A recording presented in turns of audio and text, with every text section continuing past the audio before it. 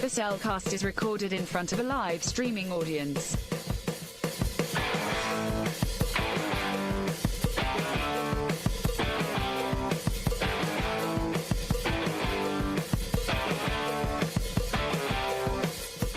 Hello and welcome to another episode of The Cellcast. Joining me today is a man who, well, he just doesn't want bacon to be burned. Welcome, Jacob. Yes, because, bacon's life. So why would you want to burn it, of all things? Just don't make Calcifer mad. That is true. Oh my gosh, no. I feel like he may actually make this entire apartment move. That'd be just bad. That would be weird. That'd be weird. Hey, look, there's not a fire demon anywhere in this apartment, is there? Not that you know of? Let's keep it that way. Yeah, that'd be kind of weird. Anyway, why? Thank you. Let me introduce our host, a man who is just trying to run away from a witch as fast as humanly possible, or as wizardly as possible. Welcome, Drew. Figures. I'd finally get a girlfriend, and she's a witch. There we go. Anyway, also joining us tonight is a woman, believe it or not, a woman who, I don't know, likes Calcifer, I guess. Welcome, Celeste. Hello. I should have I guessed. do like Calcifer. I figured with him behind you there. Awesome. He is my favorite. Right. And also joining us tonight is a man from Too Many Podcasts to mention, John Harju. Yeah, I'm just happy that after you said, we have a woman, you didn't say my name. That would have been an interesting thing. That would have been. How are y'all guys doing tonight? Good. It's all right. So, Jacob, we have multiple guests. Yes, we do. So I think we need to have an interrogation, but not Yes. too long a one, or we'll be here I'm all a talker. You Yes, can keep we me as long will. as you want. All right. So, as our listeners normally are aware of, whenever we have guests on, we kind of do this interrogation, torture kind of thing to see what your animation library is like. All right. So, Celeste, I know Yeah. you have been on our show before. Thank you again for coming on. Absolutely. So, be like, obviously, you like Calcifer as a character. I do. So if you were, if you found yourself in the world of Howl's Moving Castle, be like, what would your reaction be? I would probably go work at the hat shop. Because that world is such a cozy world. I Yeah. would just be like, I'm gonna go work at the hat shop and I'm gonna go see Letty at the bakery and yeah, that's what I would do. I would avoid the wastes because I don't like walking in this world, much less that world. You know, that is very, very That fair. is so fair. That is so fair. So what about I you, would John? have been Howl's apprentice. Howl's Apprentice. Okay, so you would have pulled a Yeah, Michael. absolutely. That's his name, right? Michael? No, he's Markle. Michael in the book. Oh, I'm trying now to remember. It's Markle. Markle. Markle in the movie. Markle. That's right. I'm sorry. I've been listening to the audiobook for, We But- did not plan this because I've been listening to the no, audiobook we too. didn't. You do your extra research when you're doing these things, right? In my defense, I've had the book for about 6 months and just now got around to it. All right. So, a question for both of you. What was your favorite animated movie growing up? And do you still like that movie?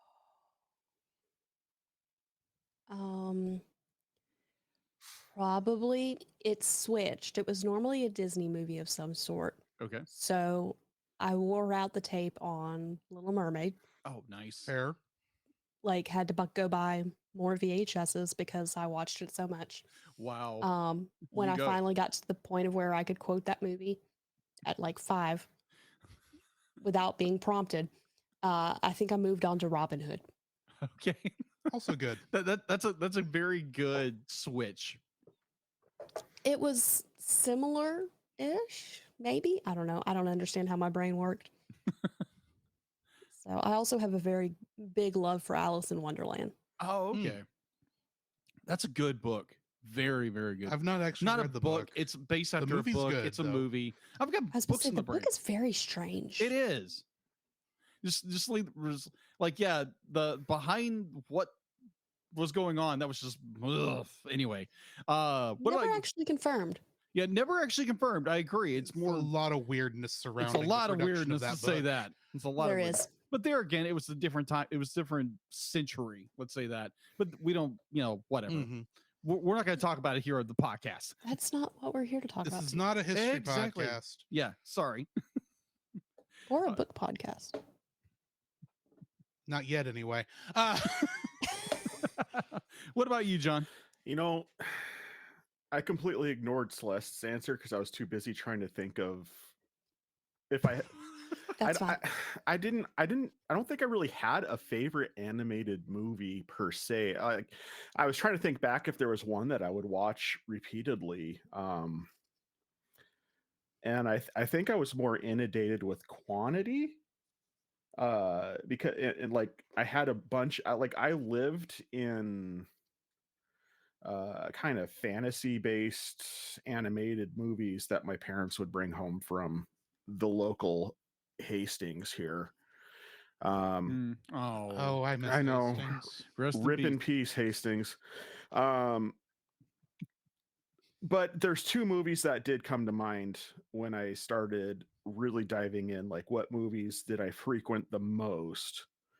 And one was the Disney animated. I want to say it was a featurette because I don't remember it being specifically that long, which was The Legend of Sleepy Hollow. Oh, That's actually part of there's two compilation. shorts that it's a compilation. Yeah, of two it's different that and The short Wind in the Willows. features. But and Wind in the Willows, and I can't remember. Oh, it's Ichabod and Mr. Toad. yeah, That's the name of the compilation. But specifically, I would watch The Legend of Sleepy Hollow. So that should explain a lot with my storytelling. Outside of that, the other thing that came to mind was The Last Unicorn. Oh, That's yes. And I a good still one. Yes, and yes, I yes, have yes. that on DVD still. So I recently acquired it on Mhm. Blu-ray. It is so good. It's so good. That is worth a pickup. But when I put that I in, I time travel back to when I was very young. It just sucks you in. That is very fair. I remember like watching the movie as a kid, like on repeat when we were kids, because it was fantasy and all this great stuff. And I was talking to my dad one day. My dad, bless his heart, he's now in his 70s. And I told him, be like, yeah, we just recently did a movie, The Last Unicorn. We watched it all the time with the movie. And he's like, no, we didn't. I'd be like, we didn't have that movie. I'm like, Dad, we watched it all the time. I'm like, no, you didn't. I wouldn't let that movie in my house. And it's like, okay, Dad, you misremember, because I remember this movie very fondly. Like extremely fondly. That's what you tell him. Well, were you a big fan of Bread then? Because they were the ones who did the soundtrack, so we had it for some reason. Oh. Oh, All yeah. right. Oh, fond memories. All right. Hey, Drew, what is the movie that you loved when you were a kid? That's actually a kids movie. Actually, yes, actually a kids movie. 'Cause An animated I could movie. actually come out and say, well, Star Trek II, The Wrath of Khan. Of but course, duh. Watching that in talking theaters, about awesome. actual Yeah. kids movies that are supposed to be for kids. Yes. That's a kids movie. Muppet Christmas Carol. Oh, nice. That's the first movie I saw in theaters. Nice. That's not animated though. Puppetry is considered animation. Oh, is it? Yeah. Yes, it is. Didn't know that. It is it is bringing the illusion of life to lifeless objects. So it's animation. Gotcha. That's, Okay, cool. That's our excuse for doing puppetry, by the way. So when do you guys do Team America? We admit that that's close. Maybe not. Maybe not. You'd never know. And besides that, technically, well, and that's marionettes. So yeah, that Yeah, could. marionettes. But that's still maybe not. Hello, that sour All right. bolo. Yeah, wonk, wonk, wonk. All right, so what was the most recent animated movies you saw in theaters? And would you want to be stuck in that world? I will say this. I don't remember the most recent animated movie I've seen in theaters because I refuse to go see animated movies in the theaters anymore. People's kids drive me nuts because they have no social decorum in a movie theater, and with my social anxiety in situations like that, I either tip fight or flight, and in that type of situation, I will always go towards aggro and want to yell at people's parents.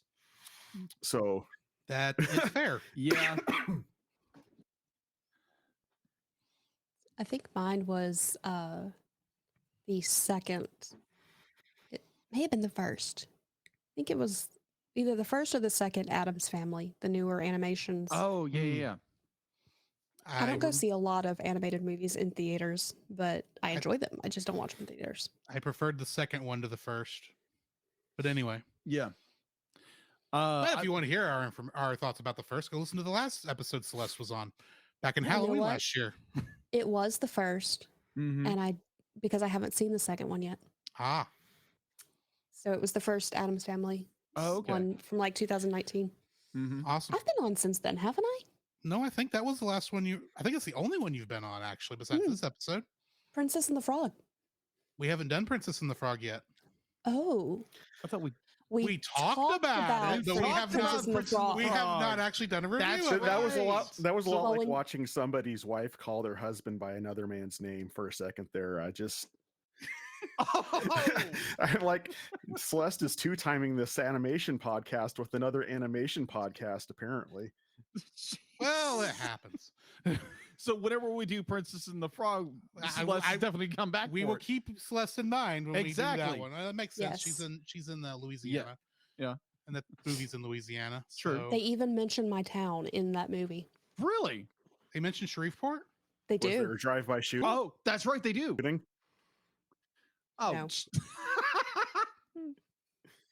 Oh my gosh. I still haven't watched the movie, so One of It's the good. one of the characters, when at one point they go, "Oh, we're from up north," and one of them goes, "Y'all from Shreveport." So Fair. Awesome. Oh my gosh.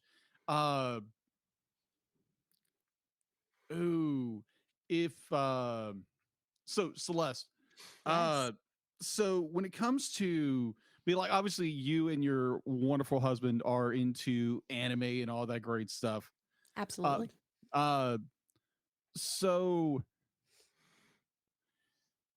what, I don't want to say that because I wanted to go more like what was an animated movie that you loved but your husband didn't like, or vice versa. So that's the question, I'm assuming. Yeah, that's the question. He likes wizards. I think it's an acid trip. And so I refuse to watch it. Past, Okay. like, the I don't first even 20 know what it minutes. is, but okay. I've heard of this movie. I think I've It's- seen a picture, like a title card, but that's about It's it. one of those things that nobody believes him that it exists. Yeah.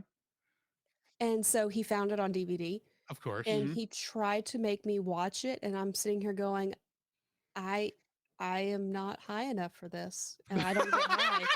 So there is Dallas. no time frame where I will watch this because I stay pretty sober. All right. There's a couple other 80s movies I could say this about. Right. Some So- that our friend has forced us to watch. Oh my gosh, yes. Chase. Anyway, So what was a movie that be like you absolutely love, but Dallas is like, nope, can't watch that. Sorry. He hasn't really any of the ones that I'm like, I love this movie. He's like, it's okay, but he's like, none of them he's been like, I don't like this. Oh, okay. I was recently talking with my girlfriend. We're going on 8 months, which is like woohoo.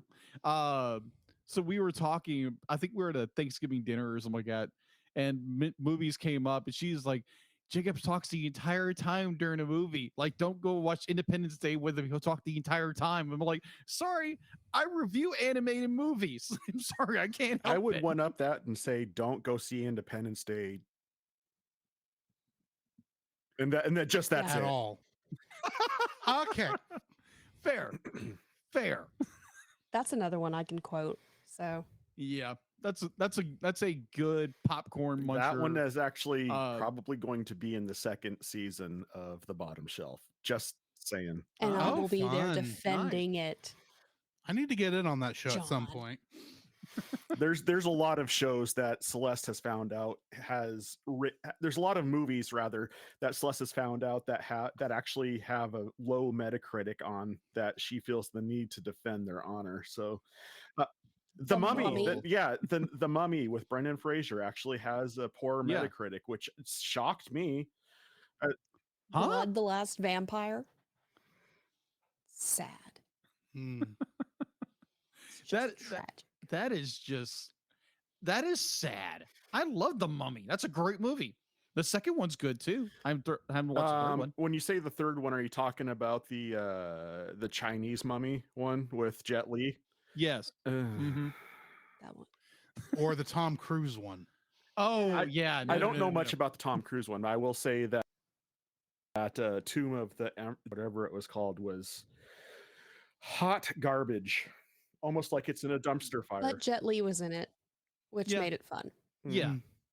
I'll definitely have to watch it at some point. But all right, John. What is your favorite? Do you like anime? He's I getting into am it. as mentioned prior to the intro music.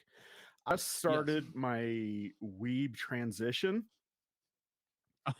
I'm taking all the weeb hormones and I'm transitioning slowly. Hmm. Uh, When does the pink hair come in?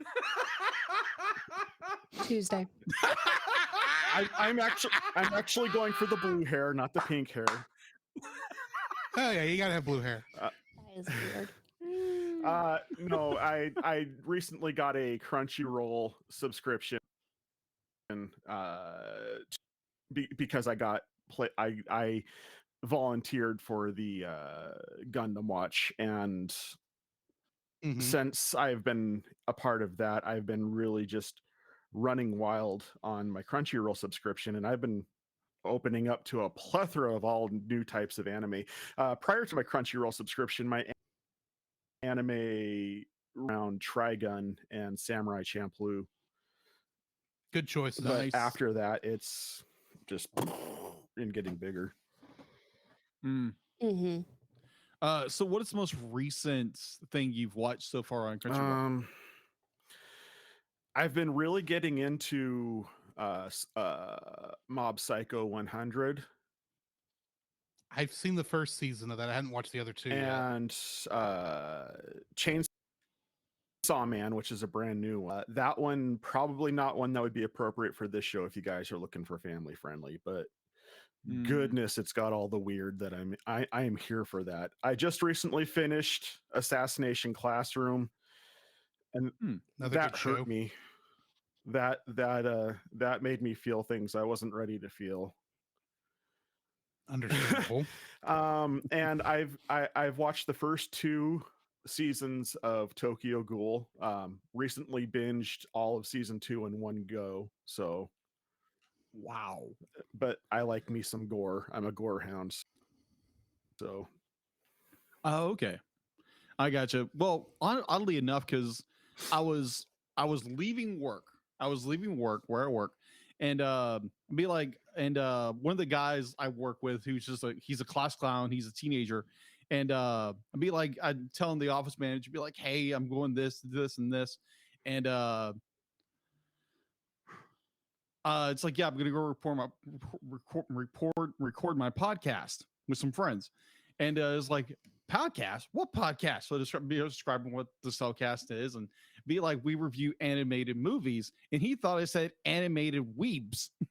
I was like, no, I barely know what a weeb is. I know what an otaku is, but they're the same thing. yeah, they're the exact same thing, far as I understand. But Yeah. it was just more like, I was like, okay, like, yeah, I'm an animation guy. I just love animation. I'm like an artist. I love art. So that's why I love this show. And plus I get to watch some really, really good movies. especially It's- stuff that I force you to watch That is true. because they wouldn't normally be on your list, and That is true. vice Definitely versa, for being Miyazaki month. honest. All right. So, what's your favorite cartoon growing up? John. whoever. Okay. I was like, who's this directed at? At either or. Either. I'll let you ladies Let's go ahead and first. make this the last question. It was probably Winnie the Pooh. Winnie the Pooh. I loved the cartoon. I had a bunch of VHSs. I loved the movie where they took all of the original cartoons and did it. And it honestly explains a lot about why I like cozy things like Howl's Moving Castle Mhm. or Animal Crossing, or it's that type of thing. Also, since we're counting puppets as animation, Lamb Chop was my jam. Mm, Lamb Chop. Bless my mother, because that song. yes. I vaguely remember Lamb Chop. Recently, a customer came through with a Lamb Chop doll for her dog. Oh, nice. I was like, wait a minute, they still make Lamb Chop? It's like, that's cool. It's I never not watched dead it, yet. but okay.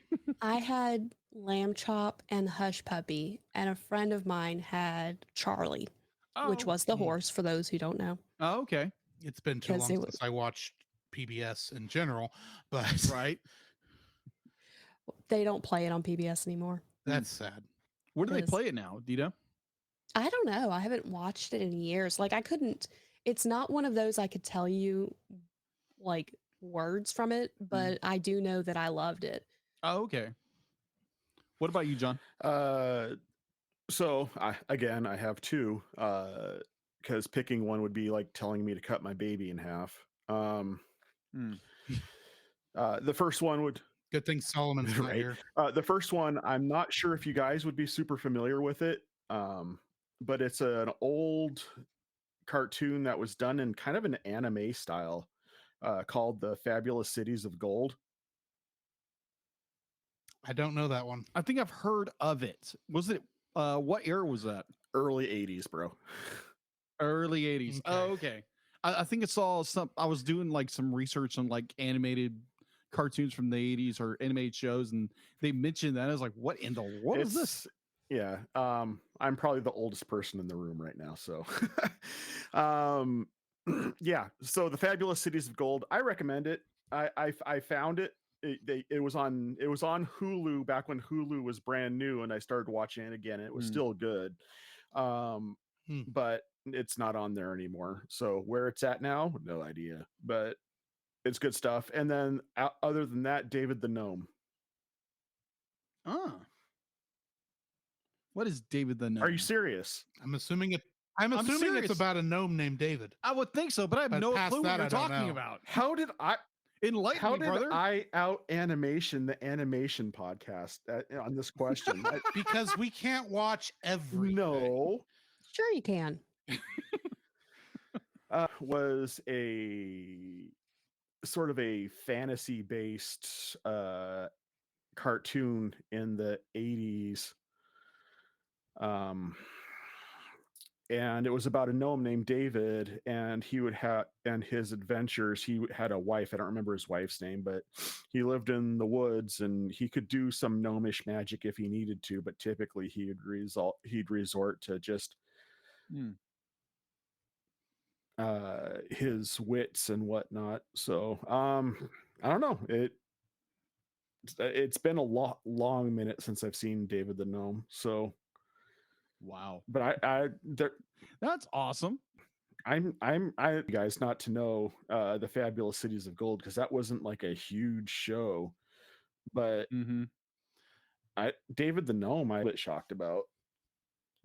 In my defense, I am a child of the 90s, having been born in 85. So a lot of my Bro, cartoon I am knowledge stops at only DuckTales. I am only 3 years older than you based off of that reference. So Well, that's actually only 1 year older than this guy. Yeah, you're older than I am, and I'd never heard of that. all right. So then what Maybe it just didn't play in this area. That's a Could be a possibility. possibility. Yeah, that's true. I will tell you that both of them played on Nickelodeon. So they played nationwide. Probably before I had Nickelodeon. See, I- that requires you to have cable.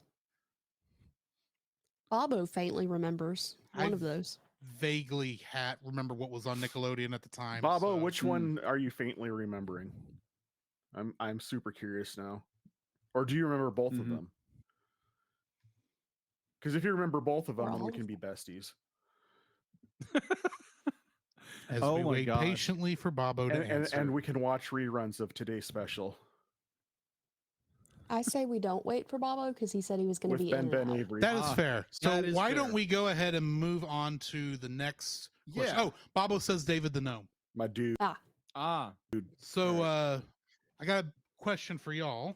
What have you been watching? And whoever wants to go first, go right ahead. I mean, And I'd been watching Chainsaw Man and what's the other one I said? Mob Psycho 100. Those have been my big. Mob Psycho. Mob Psycho. Right. I've been watching Spy Family Good choice. and I am caught up on that till and tomorrow. Bleach. Ah, Bleach. Well, we know where the next And 3 years we of Celeste's life is started out- going. I'm almost done. We all I know is the show that started off promising to be back when I first started it, 10 years ago, is not the show it became, and that's when I fell off. we decided to watch it at the beginning of the year Hmm. because we knew they were releasing the new season. So the Mhm. goal for Dallas and I was to get through all 366 episodes Good. Mm. so that we could watch the new season Yeah. as it was coming out. When the new season came out, we were at 212. We're now at like 245. Hmm. Okay, you're We getting didn't- there. We didn't realize that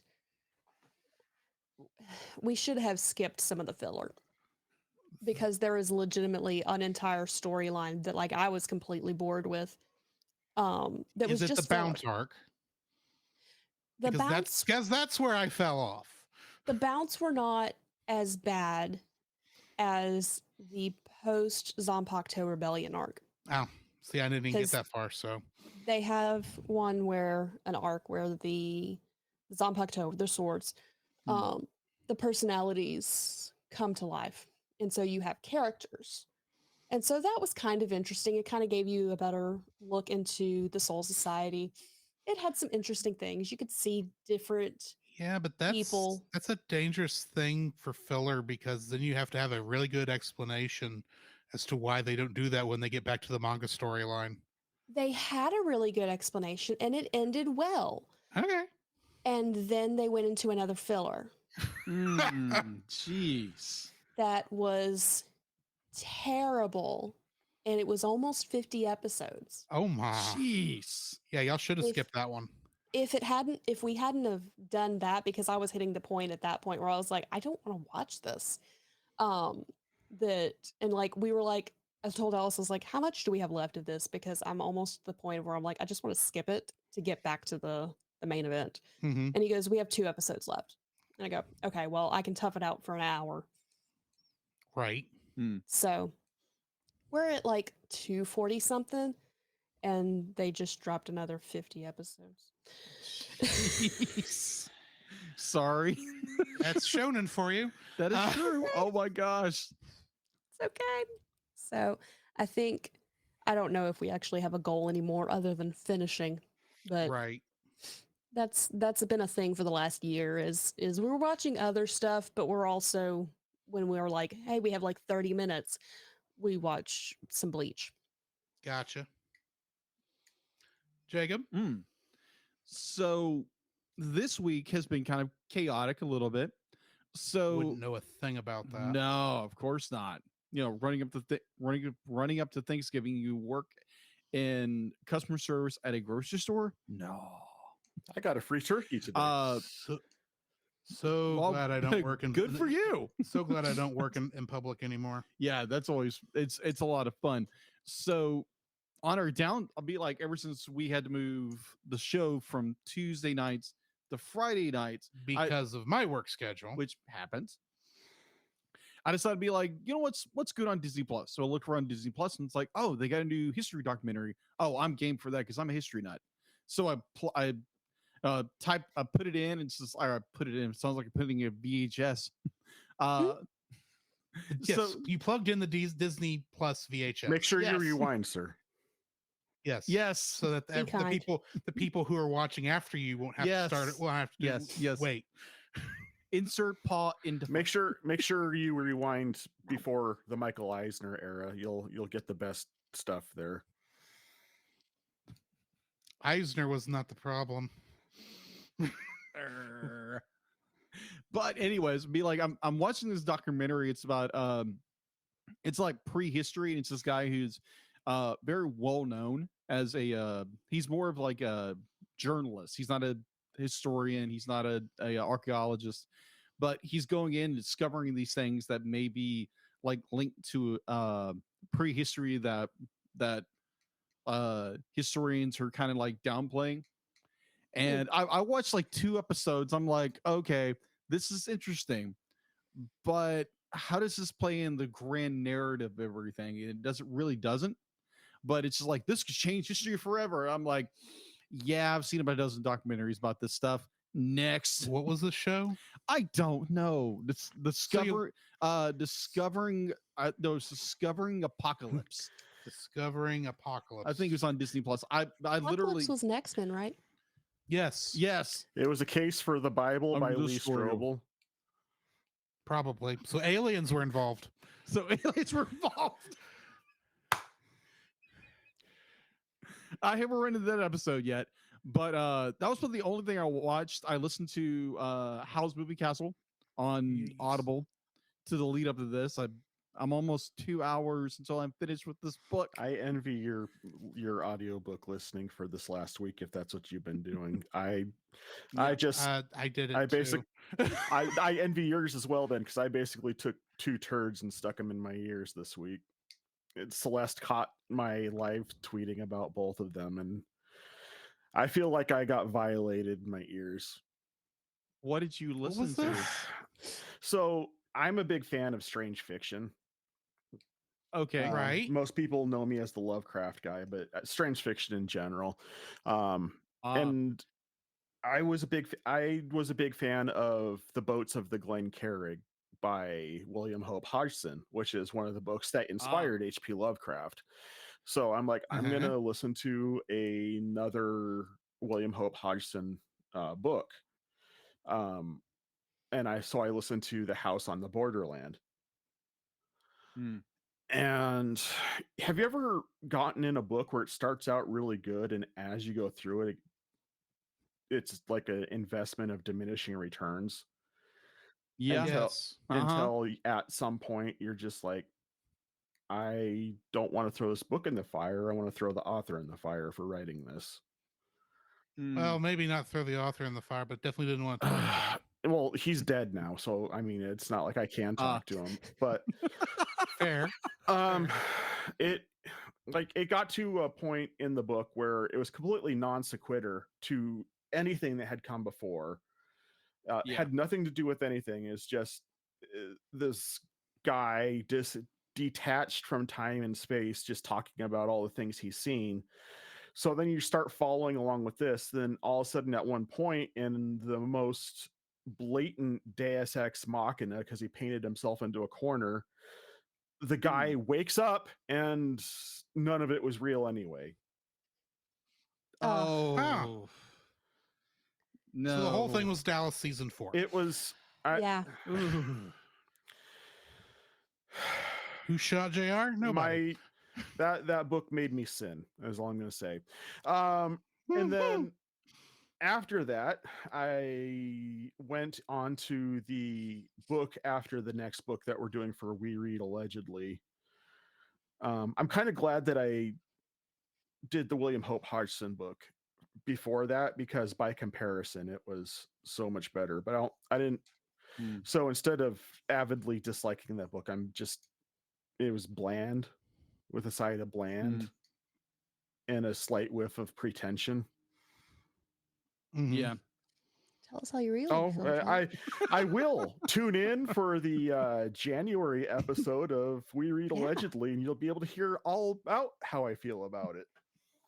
Just out of curiosity, what book is this?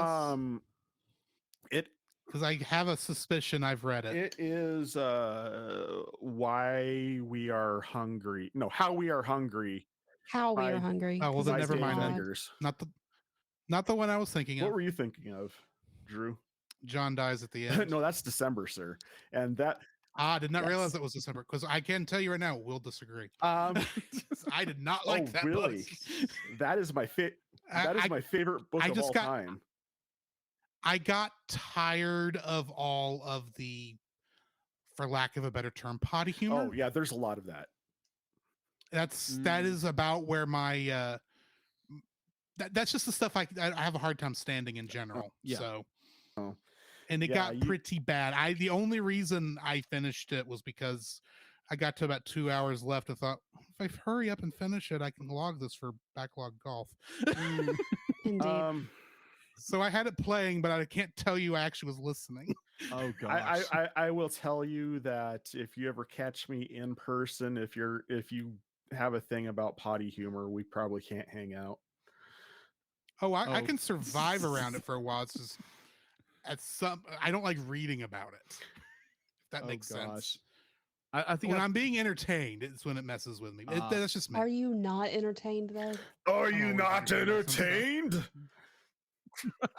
Anywho, oh I my told you I'm a gosh. talker. I'll go for miles on anything you throw out there. So That- You're fine. that's cool, man. That's cool.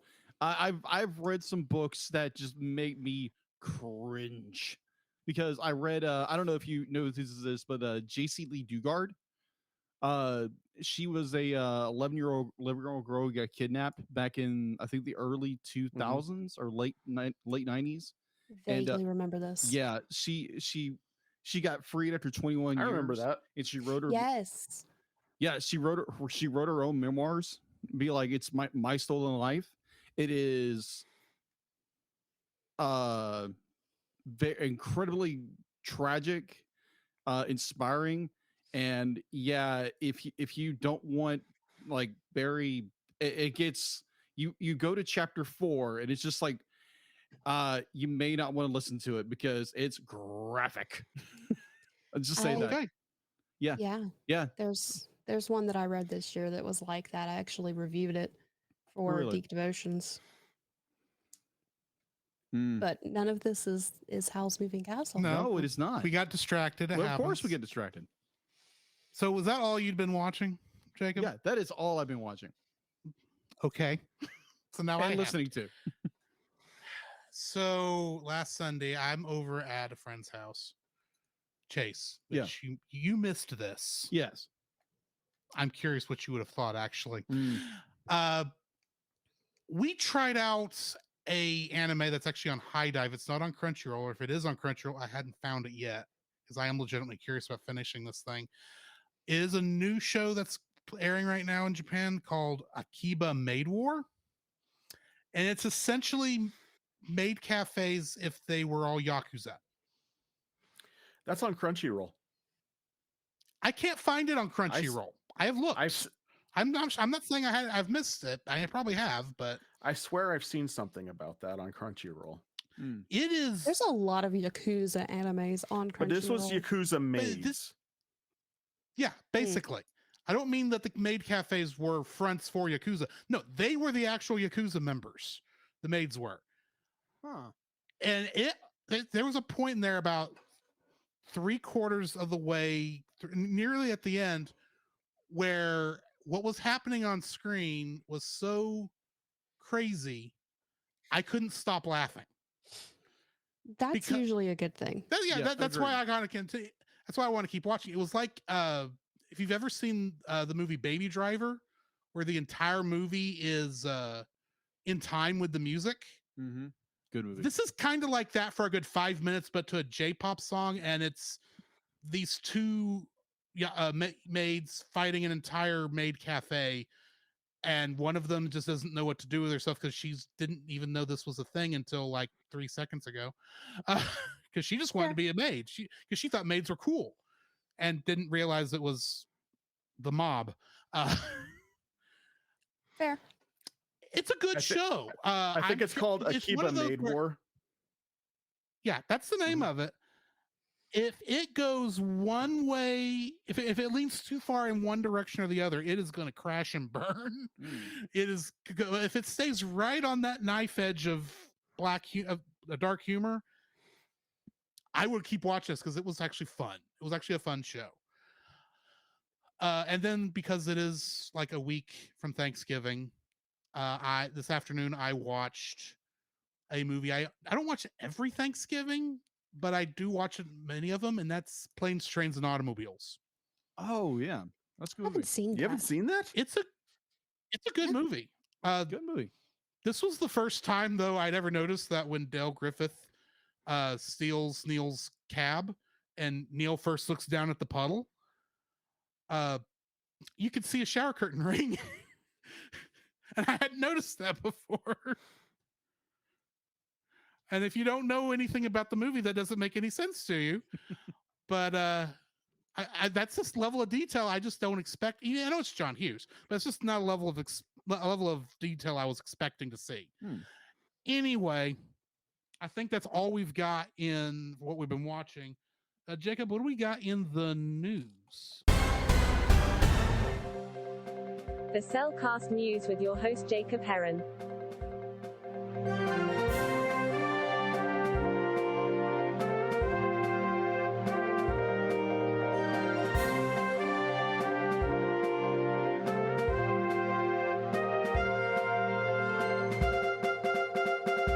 I probably ought to shorten that. Why? Thank you, Dealit. And thankfully, this episode I've been transformed into something. Yet. Yes, yet is the word. Yet. All right. So going in the news, I've posted this on our Facebook for the Cellcast. Disney and Pixar has unveiled their teaser trailer and poster art for the upcoming original animated feature Element, which is due out on July 16th, 2013. Yeah, it looks good. It'd be like, if you've seen the trailer, it looks really good. It's more water meets fire, and it looks interesting. It's definitely, it's a Pixar film, and it sounds like a Pixar film, but it's just, I think it's got a little I don't want to use the title of the movie, Elements. Yeah, different elements. Thanks, he said it. So it's okay. Yeah, this is not like a dictionary definition where you can't use the word in the definition of the word. Right. But either or. Yeah, this movie's coming out in 2023. So Lord willing that we were able to review this when it comes out next year. Other than that, that is all I've been literally the only thing I can find, unless our wonderful guest, Andrew, know anything else. Well, this is not really animation news, but it's kind of podcast news. We had an episode blow up unexpectedly. Boom! I have no idea how that one episode has over 2,000 downloads. Spirited Away. Yes. Spirited Away got a ton of downloads, and I have no idea why. So if Spirited you Away. are joining us from that episode, hi, welcome. Yeah, We're hi, crazy guys. here. Yeah, thank you. And anyway, that's about all I have.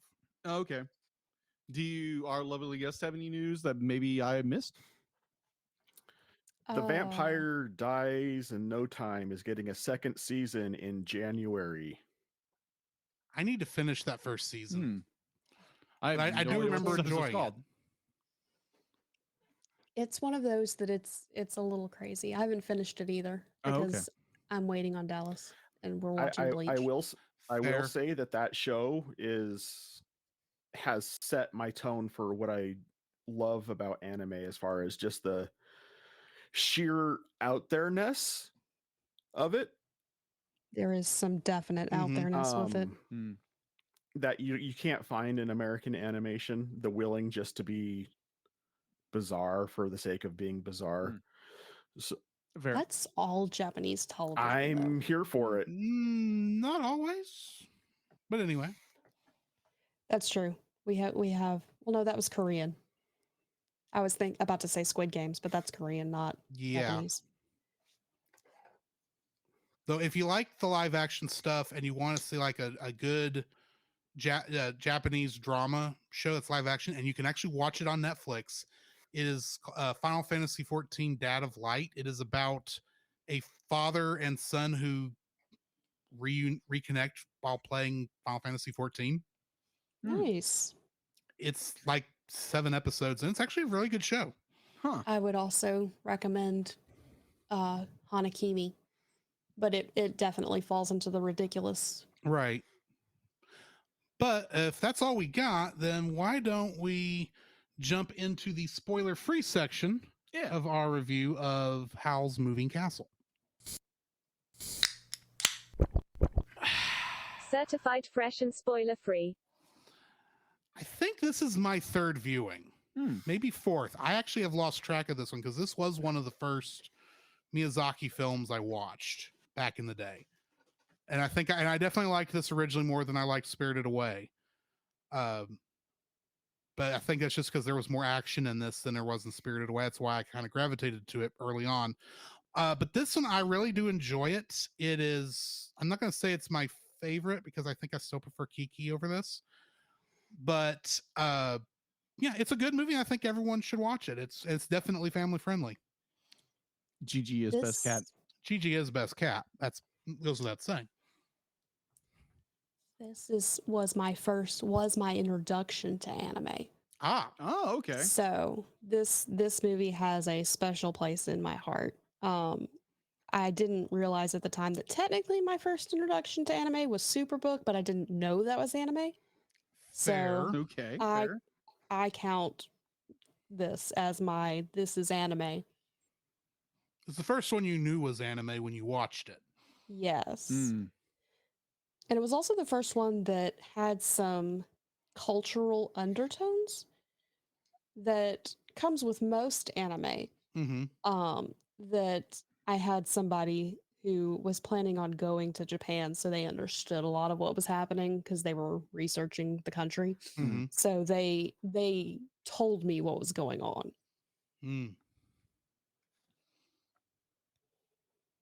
Jacob, John, whichever one of y'all wants to go next.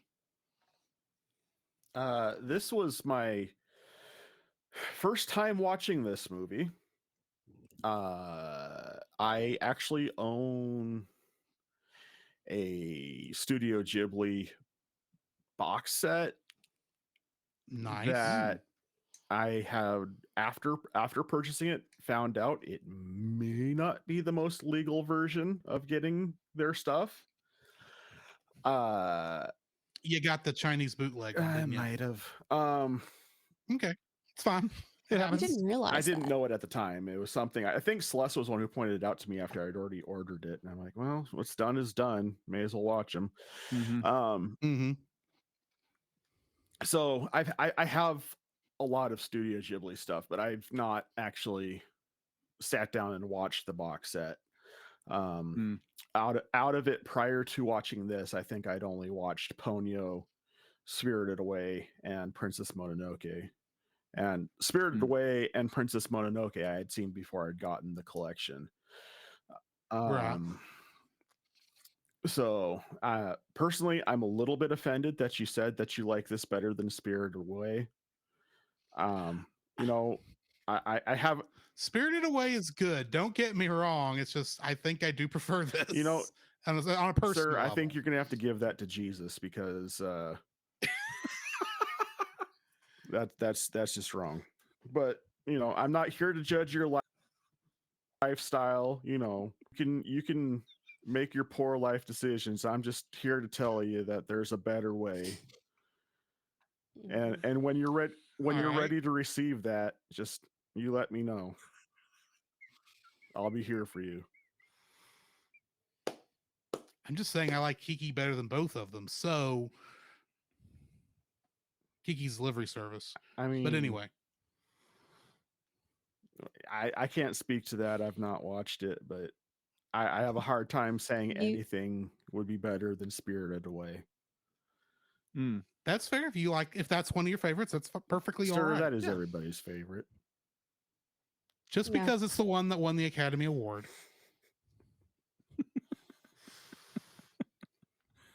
Anywho, but no, yeah, this is my first time watching it. It was a good watch. My wife dipped out on it, but it was a good time. It's definitely a slower movie. Mm-hmm. Indeed. So like John, this was my first viewing in this film. I think it was like odd because I text Drew because Drew's got all the Miyazaki films. I'm slowly getting them. He's slowly getting them. And so it's like, hey, be like, do you need to borrow the movie? Yes, thank He's you. getting them correctly. And so He's getting Huh? them correctly. he's getting them correctly. Yes. Yes, and it's expensive to do it that way. So be like, he comes over. It's like, here's a movie. Here's a knife, like a cutting knife for a turkey. Our Thanksgiving turkey for the singles group there at church Oh, that's a sad did story. not get thawed in time for the actual singles Thanksgiving event, so we had it It was sad. last night. Oh no. It was to kind of lead that story, kind of a quick story with that. Yeah. So our fearless leader of our singles group at our church, Miss Wendy, had ordered from like Greenberg turkey. It's like, and so she had her sister go get it. And so her And they sister thought it would just be refrigerated. they 'cause thought it would had just be been in the refrigerated like they past. normally are, right? So be like I think she went and put it in the refrigerator, and then she pulls it out. It's like, oh my goodness, I'm gonna cry. It was frozen solid. So it'd be like it took another person because Wendy was gonna bawl her eyes out. Just so We've got plenty of ham. lots of It'll ham. be fine. It'll be We'll fine. just do turkey at the next at the next Bible study, Yum. which is what we did. oh my gosh, just such good Bro, turkey. you know what you do in that situation, right? What's You that? cut that thing up and you stick the bits in several different Instant Pots. This was still froze This was solid. It don't Solid. matter, dude. We don't have a knife that's strong. That's fair. Get a hatchet. John's That would just gonna look be. good. That would look good on the security cameras at the So church. now we know that John Thursday is just gonna be hacking into a turkey. I'm not cooking. The only thing my family wants me to cook is the green bean casserole. I can't get away from that. I Hmm. tried to do it this year and my sister strong armed me back into it. Oh my gosh. So Anyway. that was our quick little turkey story. That's why I was handing him a knife, because I'm apparently the only person in our entire singles group that owns an electric knife, and Yes. I wasn't going to be able to make it there in Well, time. that's what amused me the Cut it most up. about that story was here's the movie and here's the knife. And I'm like, bro, it's not that bad of a movie. You don't It's like, yeah, here's seppuku. Go. Anyway, I don't really know Jacob, so maybe he's emo, but Oh my gosh. no, not quite. No. No, turn on he's some not. MCR and just No, that's me, John. No, I'm the guy who'd be likes Christian rock and barks like a dog because I have Tourette's disorder. oh, I'm still amazed. thought you that were- I haven't caught you barking on the show yet. Oh. No, I have Tourette's disorder. I just bark like a dog. okay. For a second there I thought you were of a certain group of individuals in Florida. The mascots at Disney World. No, there was a small sect of the Pentecostal church who were into barking like dogs and hissing like snakes and No. No. He just does it because of his Tourette's and Well, no, thankful no, it's not I- an actual curse word. I'm fine with the Tourette's. It's just that for a second there I thought you guys were getting into that and I'm like, hey, I gotta go. Have I mentioned we're Southern Baptists? I would have warned you if that was the case before now.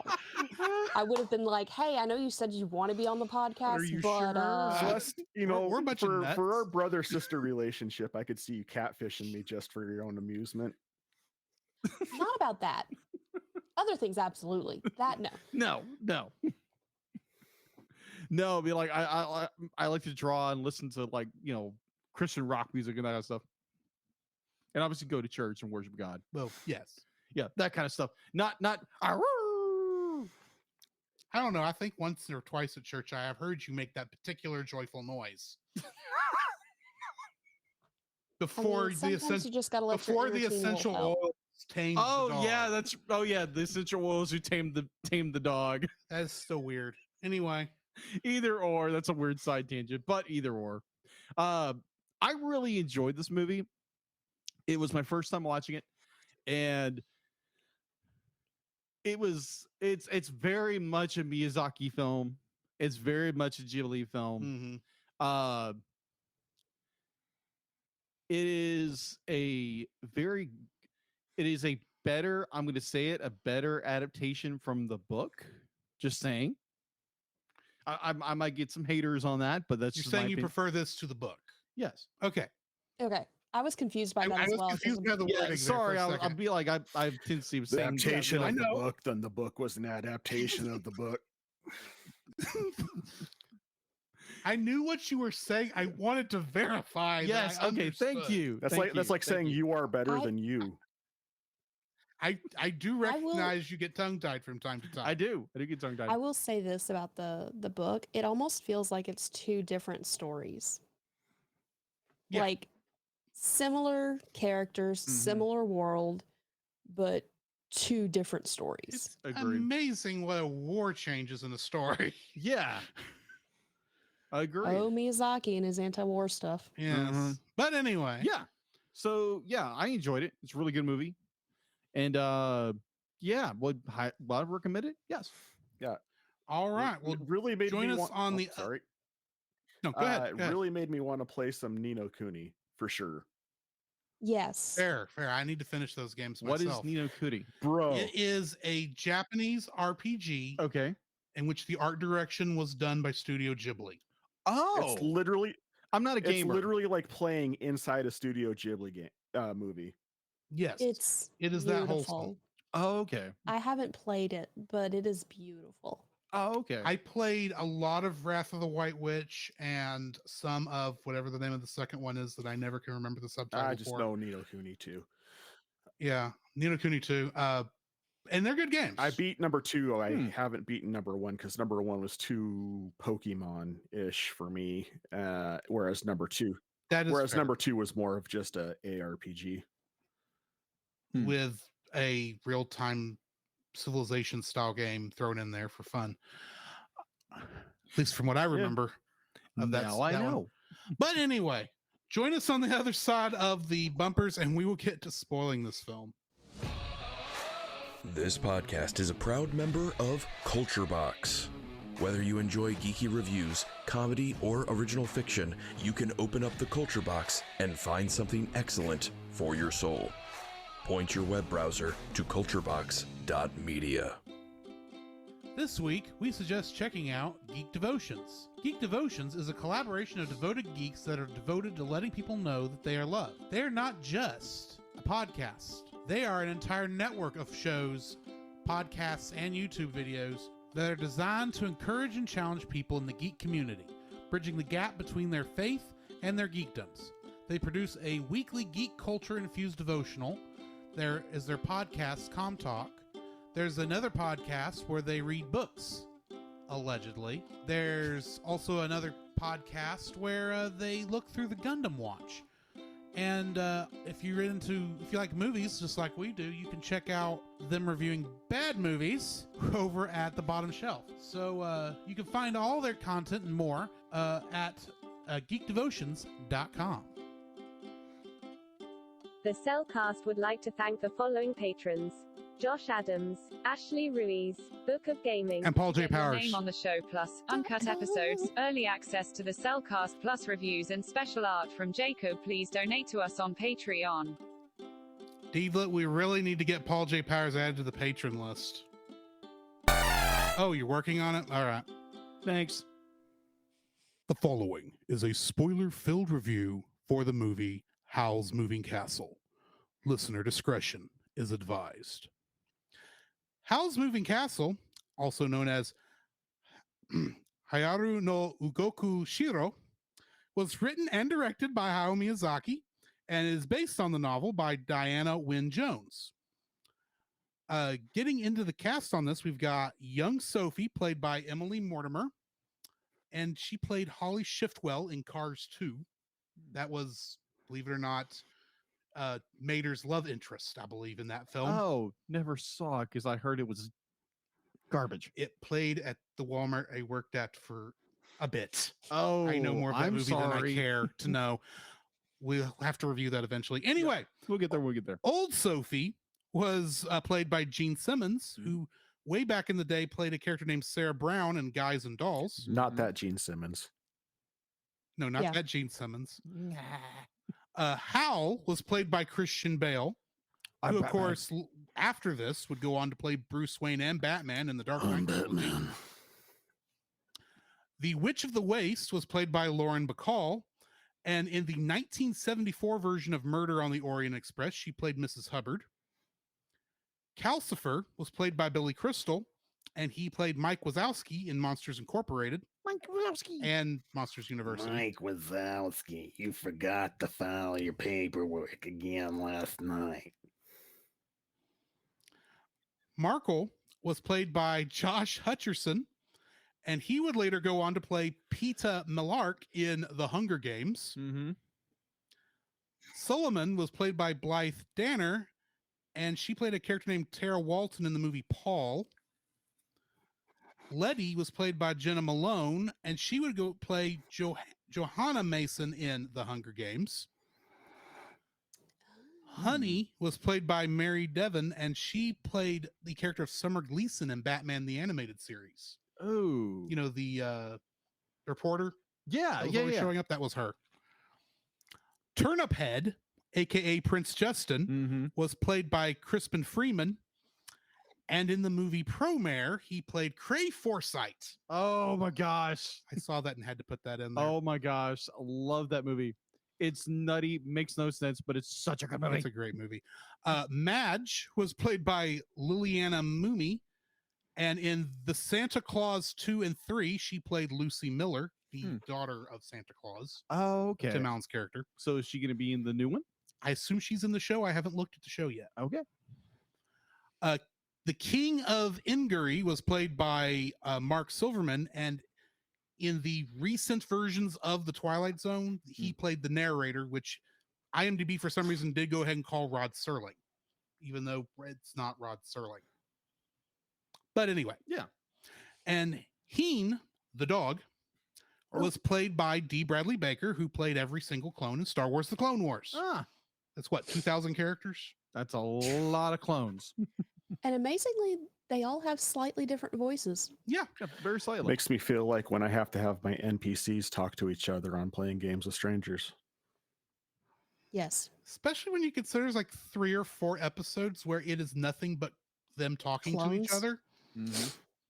You're like, did they pay you well for those episodes, sir? Technically, he also was Boba Fett in those episodes too.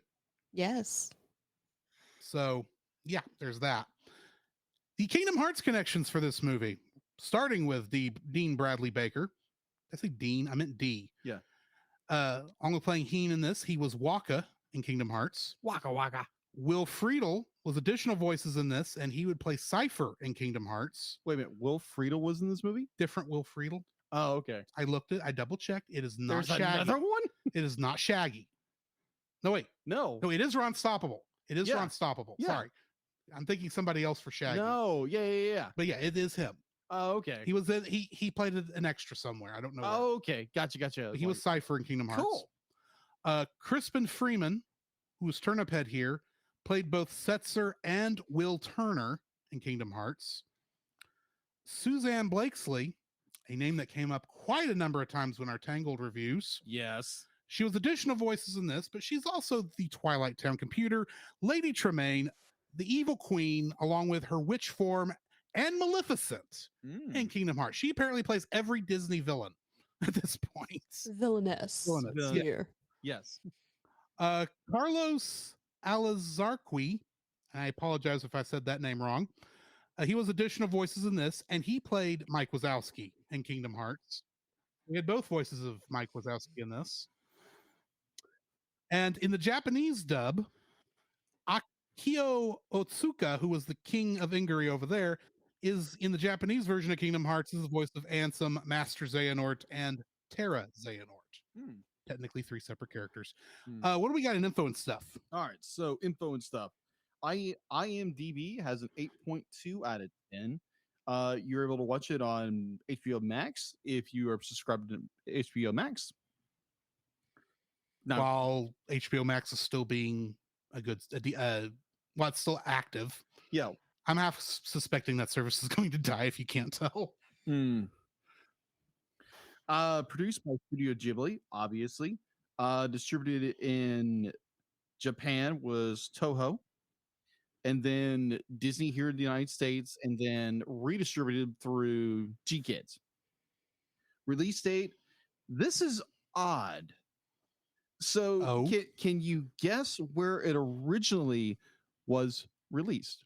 You mean like at a film festival? Yeah. I'm going to assume Sundance. I haven't looked. No, it's Venice. Oh, well, Venice has a lot of good ones. A lot of them too. Yeah, that was the weird one because it was debuted in Venice on September 5th, 2004. And then in Japan, November 20th that same year. And then in 2005 on June 10th, it was debuted here in the United States. Okay. And it's English dub. So going into the box office, it had an estimated budget of $24 million. Or the yen equivalent. Into. It's, let's see, opening weekend, it was $427,000 on June 12th. It grossed over $6.7 million, and worldwide it grossed over $227.5 million. So going into home release, on home video, Howl's Moving Castle sold over 2.7 million DVD units in Japan as of May 2007, grossing over 18 million for Blu-rays and DVDs in the United States. As of April 2022, it was released in the United States on DVD on March 7th, 2006, on Blu-ray by Walt Disney Studio Home Entertainment on May 21st, 2013. And G Kids re-released the film on Blu-ray and DVD on October 17th, 2018. And much like many of the other Studio Ghibli films, it gets re-released in theaters about once every year by Fathom Events. Exactly. I'm gonna make it to one of those one day. I saw Kiki and Porco Rosso in one of those. Oh, I haven't seen Porco Rosso yet. That's a good one. Porco Rosso is a good one. There's a lot of good flying scenes in that. Well, I'd imagine. Yep, that's all I have for info and stuff. All right, getting into the summary right quick. Sophie, a young milliner, that's hat maker, and eldest of 3 sisters, encounters a wizard named Howl on her way to visit her sister Letty. Upon returning home, she meets the Witch of the Waste, who transforms her into a 90-year-old woman. Seeking to break the curse, Sophie leaves home and sets off through the countryside. She meets a living scarecrow whom she calls Turnip Head. He leads her to Howl's Moving Castle, where she enters without invitation. She subsequently meets Howl's young apprentice, Markle, and a fire demon named Calcifer, the source of the castle's magic and movement. Calcifer makes a deal with Sophie, agreeing to break her curse if she breaks his link with Howl. When Howl appears, Sophie announces that she has hired herself as a cleaning lady. Meanwhile, Sophie's nation is caught up in a war with a neighboring kingdom, which is searching for its missing prince. The king summons Howl to fight in the war. However, Howl decides to send Sophie to the king under the pretense of being his mother, to tell him that Howl is too much of a coward to fight. Before leaving, he gives Sophie a charmed ring that leads her to Calcifer and guarantees her safety. Sophie meets Solomon, the king's head sorceress, and also the Witch of the Waste, whom Solomon punishes by draining all of her power and reverting her to her true age, that of a harmless old woman. Solomon warns Sophie that Howl will meet the same fate if he does not fight for the king. Howl then arrives to rescue Sophie. Solomon tries to trap him by turning him into a monster, but with Sophie's help, he remembers himself and just barely avoids death. The duo escape along with the former Witch of the Waste and Solomon's dog Heen. In the meantime, soldiers from each kingdom break into the homes of both Jenkins and Pendragon, Howl's aliases in those kingdoms. However, the men only find an empty courtyard and warehouse, as the castle's magic nature allows travel between 4 separate residences. Sophie learns that Howl's life is somehow bound to Calcifer's and that Howl has been transforming into a bird-like creature to interfere with both sides in the war, but each transformation makes it more difficult for him to return to human form. Howl then has the castle magically linked to Sophie's home, parking the castle itself on the town's outskirts. A few days later, the town is bombed by enemy aircraft and Solomon's henchmen attack the house and Sophie's hat shop, which is now a flower shop. Howl heads out to protect the group. Sophie then moves everyone out of the house and removes Calcifer from the fireplace, which collapses the castle. The Witch of the Waste realizes that Calcifer has Howl's heart and grabs the fire demon, setting herself on fire. Sophie panics and pours water onto the witch, which douses Calcifer. The remainder of the castle then splits in two. Sophie falls down a chasm and is separated from the group. Following the charmed ring, Sophie wanders into a scene from the past where she meets a young Howl, where she sees a young Howl catch a falling star, Calcifer, and gives him his heart. Sophie calls them to find her in the future, and she is teleported away. She returns to the present, finds Howl, and they reunite with the others. The witch returns with Howl's heart, and Sophie places it back inside Howl, reviving him and freeing Calcifer, though he decides to stay. Sophie's curse is broken, though her hair remains white, after she kisses Turnip Head on the cheek. He returns to human form, revealing himself to be Justin, the missing prince from the enemy kingdom. He reveals that only true love's kiss can break his curse. After seeing Sophie's affection lies with Howl, he promptly heads for home to cease the war, but promises he will see them again. Suleiman, watching through a crystal globe, also decides to end the war. Sometime later, bombers fly under dark skies over a recovered and green countryside, heading to another war, while Sophie, Howl, and the others travel in the opposite direction in a new flying castle. Getting into the trivia for this one. Upon seeing Spirited Away, Christian Bale immediately agreed to play any role in the film. Mm-hmm. He didn't expect to get the titular role. Although the film was not released in the United Kingdom until the September 23rd, 2005, director Hayao Miyazaki personally traveled to England in the summer of 2004 to give a private showing of the film to the author, Diana Wynne Jones.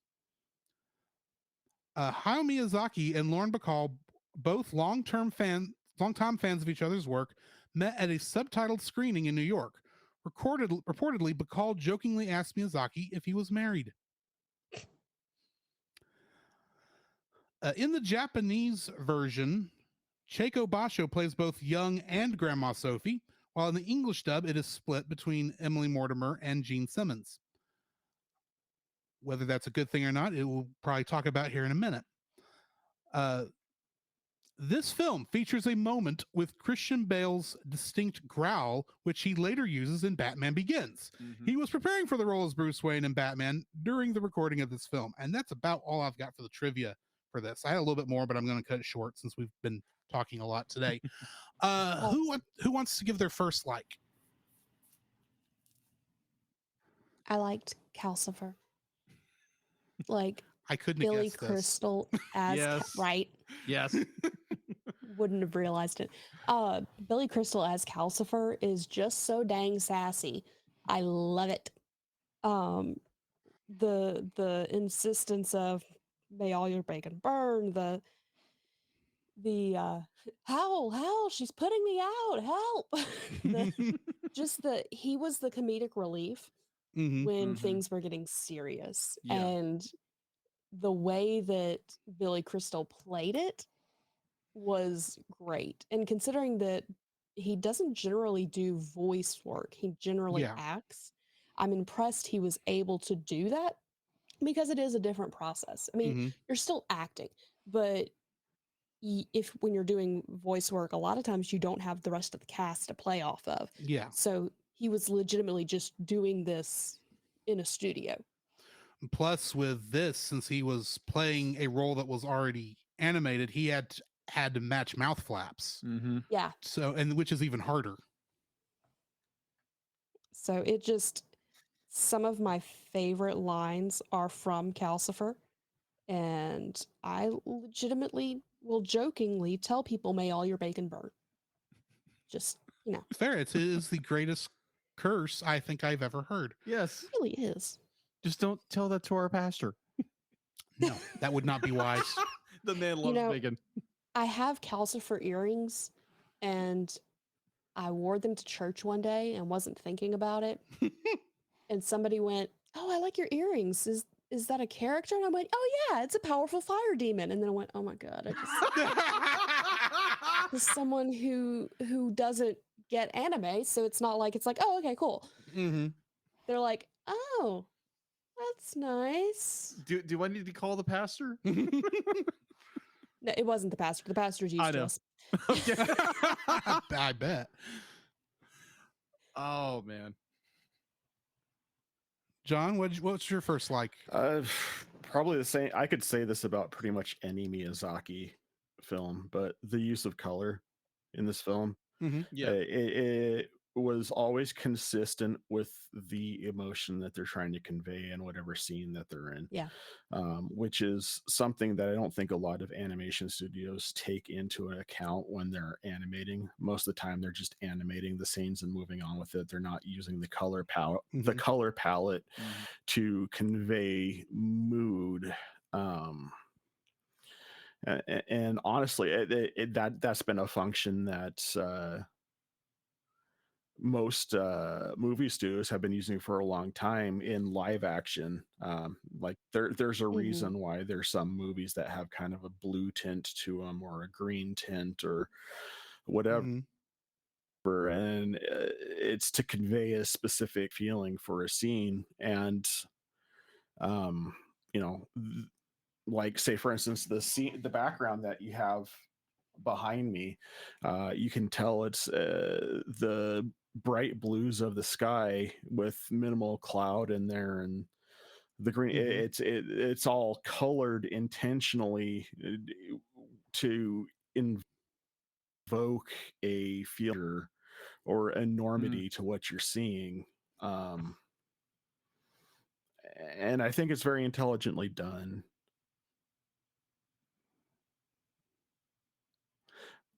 That's all I've got to say about that. All right. I stopped on you guys, and that's fine. It's all good. It's all good, man.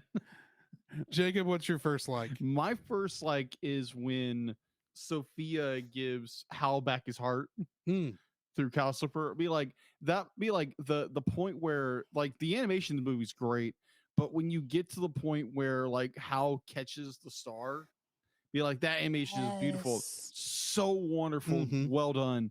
And that was another scene that brought out a lot about what John was saying about the color. Yeah. Oh, agreed.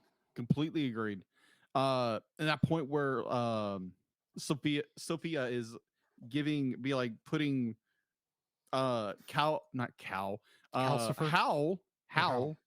heart back. I thought was just so well done because there again, it's in like the color palette, the use of animation, and this is 2004. Yeah. So there still is use of CGI, but it's not as prevalent because I think Miyazaki early on was using CGI, but very sparingly, not like overly used. Miyazaki did use stuff as early as Princess Mononoke, but in almost every instance he uses it for stuff that would just be incredibly hard and not look as good if it's hand drawn. Agreed. Yeah.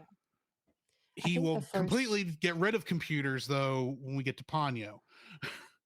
I think that the only movie that they've done that the Studio Ghibli has done that was completely CGI was Earwig and the Witch. Yes, which is also based on a story by Diana Wynne Jones.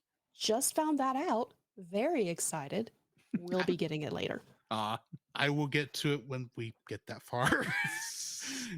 uh, my Go ahead. my first like for this is the subtlety of Sophie's age. Oh yeah, Yes. Animation so good. throughout the entire film, because it reflects how, because one of the things Sophie has to, what her big character growth thing is, learning to actually like herself, because for the most of this film she really doesn't. Mhm. And then she feels the most where she's not really, confident or liking herself a lot, she is when she appears the oldest. Mhm.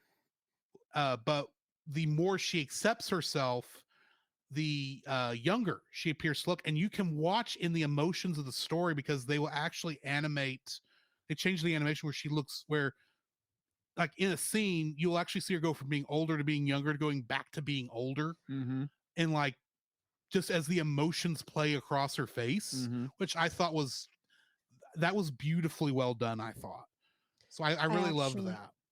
I actually, Dallas watched this with me, and he goes, "Is she getting older or is she getting younger?"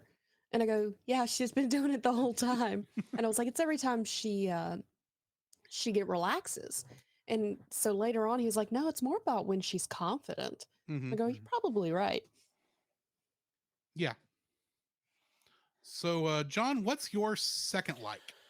The voice actress who plays old Sophie. Gene Simmons. I can't say it every time. It's a different Gene I know, but Simmons. every time it's just like, it's spelled with a J. It is not the. that's why they call me Dr. Love. But no, she is fantastic in this. I had to double check to make sure she wasn't the same lady who did the suddenly forgot her name, the old witch in Spirited Away, because they sounded so similar. Oh yeah, I can't think of her name either. I have to go look at my notes. I keep wanting to call her Baba Yaga, but I know no, it's close though. Yababa. Yababa. It's both Yababa and the other one. But they sound very similar. But she has a lot more. They're not the same person. I checked on that. No, it's not Suzanne Plachette. But I think that Jean had a lot more depth of character in this than Yababa did in Spirited Away. And she definitely stretched her legs out with this role. She was a joy to listen to and watch on the screen. I mean, really, for me, at doing the voice acting that I do, it was a masterwork as far as something to watch. She was definitely my favorite voice. As much as I love Billy Crystal, her voice work just fit the character so well. That, and I have a soft spot in my heart for old lady voices. Like, if you sound like a grandma, you automatically sound comforting to me. And she had a certain sense of inflection that really matched the character she was playing. There didn't seem to be a whole lot of gap between the personality of the image and the personality of the voice she was giving to it. Yeah, she did a great job with that. Jacob, what is your second like? My second like kind of goes back to your first. Definitely Sophia's inner transmission to being young and old, based on her confidence, based on her but I really enjoyed definitely when she's talking to there again, I am terrible with names, people. The individual that she has to go to she's pretending to be Howl's mother. Solomon. Yeah, Solomon. Thank you. I'm terrible with names. Yeah, I had to go to Solomon, and she's be like, it's Solomon's kind of drawing out of her that she loves Howl. And at that moment where she goes from the old woman to her younger self, in that moment, I'm like, whoa, that is freaking amazing.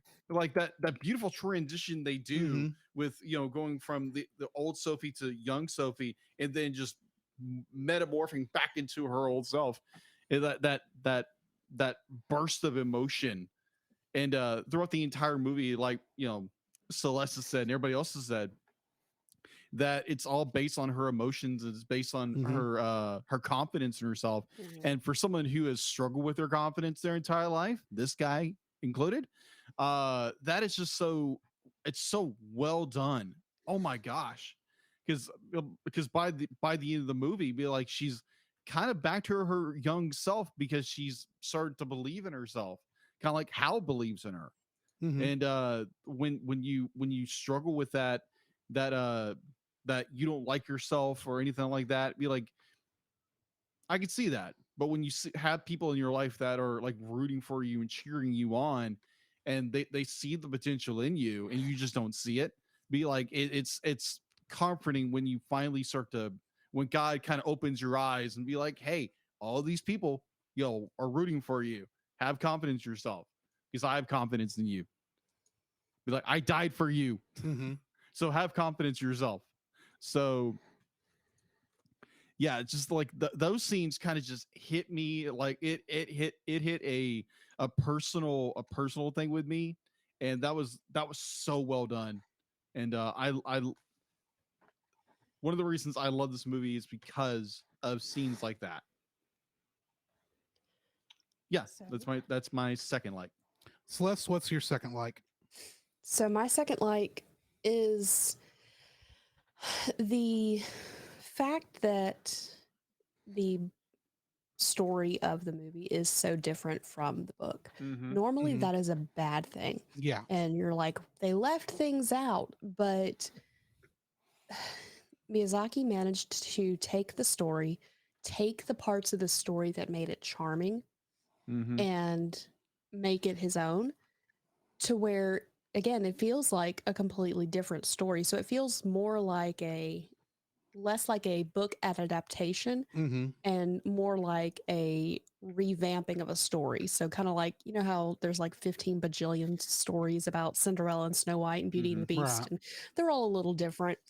But if you're someone who enjoys that, you enjoy the differences. And the way it was done, it was almost like they were paying homage to the book, but making it different enough that you can enjoy both. Which I didn't realize until I read the book and absolutely loved it. But you can do both and enjoy both. And that's so rare when it comes to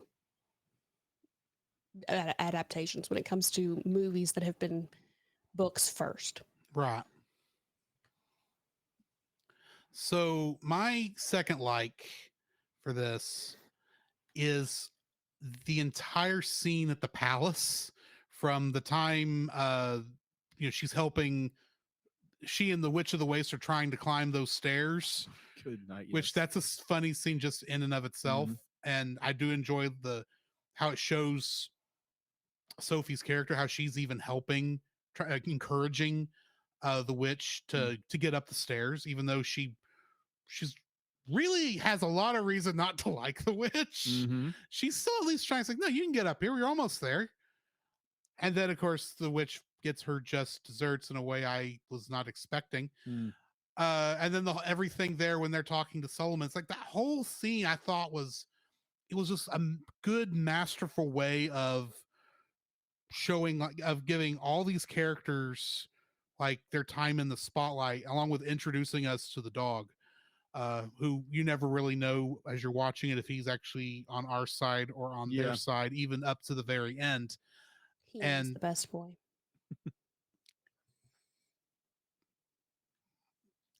I like Bond from Spy Family better.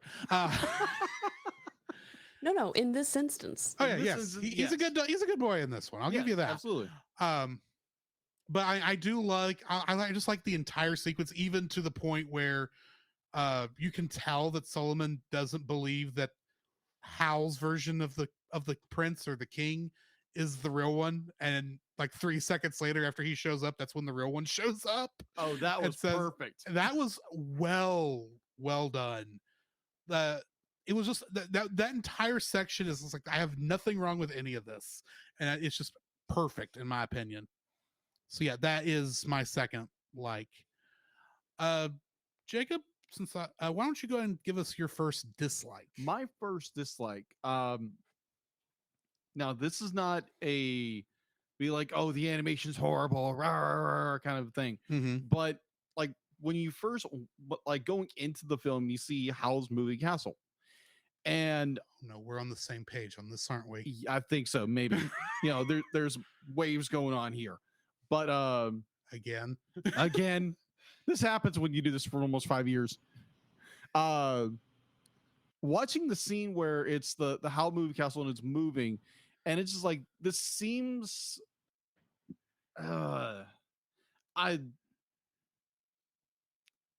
disjointed. Huh? Disjointed? Yeah, it's disjointed. Like it's somewhat like paper mache. Yeah, in a way. It's kind of like they did I can't describe it. I mean, it's obviously CG, but it is a lot of CG models that are kind of floating on each other. Yeah, it does. Thank you. That's the only way I really know how to put it. It does not feel like it's, I know it's supposed to be kind of a crazy mishmash structure, but it does not feel solid even magically. It feels like it will topple over any second now. I have a theory about that. It just looks very flat on the screen to me. Okay. What's your theory, Celeste? So my theory is that it looks mismatched because the relationship between Howl and Calcifer was wrong. I can see that. See that? I still think it, I don't know, it looks like it's not in the shot, if that makes sense. Like they're not, it almost looks like if this was live like action, that it was a copy, it was like a lot of copy and paste on top of each other. I will say almost see the layers. I noticed that the ships that were leaving Port Haven to go to the war were the same basic shape as the castle. So I'm curious as to if the implication is supposed to be that the castle started out as a ship. I can maybe see that, but the ships I think are a little bit better designed in this instance than the castle was. I don't know. It's just as much as we see it, there are some shots where the castle looks great. Don't get me wrong. Agree. But then a lot of the distant shots where you're seeing the whole castle, it just feels like I said, it feels like it was animated separately and then thrown onto the background, which technically that is what happened, but it's not supposed to actually look like that unless it is a 70s Saturday morning cartoon. Anyway, I jumped on yours. No, you're good. Oh, you want me to move on? Celeste, what's your first dislike? So my first dislike is the fact that there was supposed to be two sisters and there was only one. They completely, that's true. Like even in the description, there's supposed to be two sisters, but they never mention the second sister. Like just don't even talk about her. And right to the point where I didn't realize that she existed until I read the book. That threw me off until I started the book. Oh, there's three? Didn't know there were three. Yeah. So and I'll admit, I kind of thought when I first watched this that the woman who's supposed to be their mother, I thought that was an older sister. That's what I thought too. Was Bruno? No. We don't talk about Bruno. There's a lot of things we don't talk about. Yeah, we don't talk about Leo. And why did you bring it up then? I don't know. What's Leo? Leo is a movie that belongs in the dumpster fire on the Bottom Shelf podcast. Yes. That is the only movie I've been disgusted at that we've reviewed. Yeah, it's bad. Go listen to our episode on that. It is literally called "We Don't Talk About Leo," and it is a worst. Yeah, we've never had a movie go in the dumpster fire on. There were show. Decisions. I understand this. But if one ever did, this would be one of them. Agreed. If I was on the show on this review, that would be my vote. Yeah, I don't recall ever seeing a movie that worthy of that, but I feel sorry for you that you have. Anyway,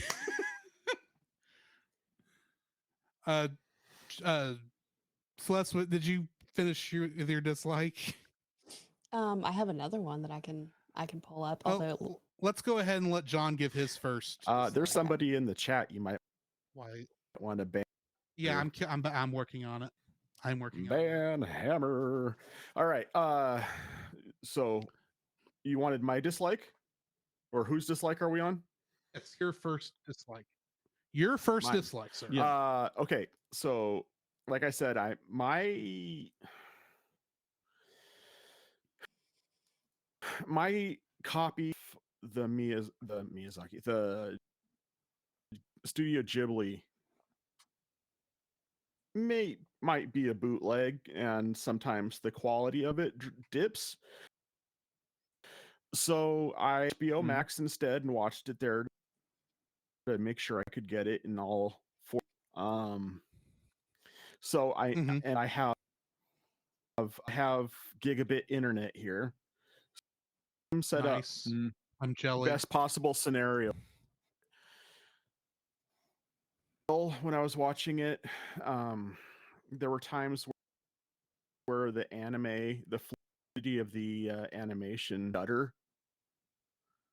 and it was driving my eyes nuts. And especially when I have an appreciation for Ghibli films and the quality of animation that goes into it, and when it seems like there are missing from the animation sequence, it kind of shudders a little. Objects are moving. It like the scene as a whole, you don't notice it, but at particulars and things just jump the most bits, and it's just like, I don't like that, because I'll just sit there and fix that's wrong. And I'm probably the only person who really picked that out, but I missed it, but I wasn't watching for it in this. It's mostly predominant in the beginning of the movie, and I'm almost willing to bet, like, I have a hard time when CGI is intentionally trying to look hand drawn rather than like CGI. Right. I have a hard time distinguishing that, so the shutter may have been due to early CGI issues. If it was stuff that was physically on the castle, there was a lot of weirdness in that animation. It wasn't just that. That doesn't really fit. No, it was more of of a fluidity of movement issue for me, not so much the stuff on the castle. Like, there were times when, like, the planes would be, and they would have a shutter effect to them, and it's just like, ugh. Later on in the movie, when you had less involvement of multiple moving objects on the screen, like that, that's actually a fantastic way of putting it. When you guys would play the NES back in the day, and there was too many moving objects on the machine, and things would shudder and slow down. That was the kind of the feel I'd get off of it. It would not as drastic as you would get off of an antiquated home entertainment system, but it very similar in effect. Right. I know what you're saying. Celeste, why don't you go ahead and give us your second dislike? So my second dislike is how little they fleshed out Markle. I feel like they could have utilized his character a little bit better rather than just being the dumb kid. Fair. Kind of, because he clearly had some magical skills, so he could have been a bigger part of the plot. So that is my dislike. My second dislike is the addition of all the anti-war stuff. not because I'm I'm like pro war or anything like that. It's just it really I don't think it adds as much to the movie as maybe Miyazaki thought it did. And granted, now that I've read the book and see what the original author's vision was, I can see what she was doing. And I don't think what Miyazaki added with the war between the two countries makes a whole lot, fixes it or works with it very well with the overall story. And in some ways, I think you could leave the war stuff out of this and you might have a little bit of a tighter movie, even if though you are losing some of the stresses that Howl is going through. In fact, ironically, I think as much as I don't like the war stuff in the film, I do think that actually makes Howl a better character in the movie than he is in the book. But I just don't think it adds enough to really focus on it as much as we end up doing, especially how quickly the war is just over at the very end of it. It's like, it takes longer than that to end a war, guys. Well, I think the implication was supposed to be that Solomon had been driving the war. Mm-hmm. Yeah, but she drops that so stinking fast when it's like I don't even really like her as the villain in many ways because I think she's not even that good of a villain. But I don't know, the war just seemed like it was unnecessary for the story. But that may just be me, I'll admit, and it's more of a nitpick than anything else. So I legitimately had a hard time coming up with dislikes for this movie. I did too, to be honest. John, do you have a second dislike? I can find dislikes in pretty much anything, so that's where I excel. I have a hard time finding specific likes. But as far as dislikes are concerned, like, and this is probably my biggest dislike of the whole thing, is the absolute what's the word I'm looking for? Dispensability. No.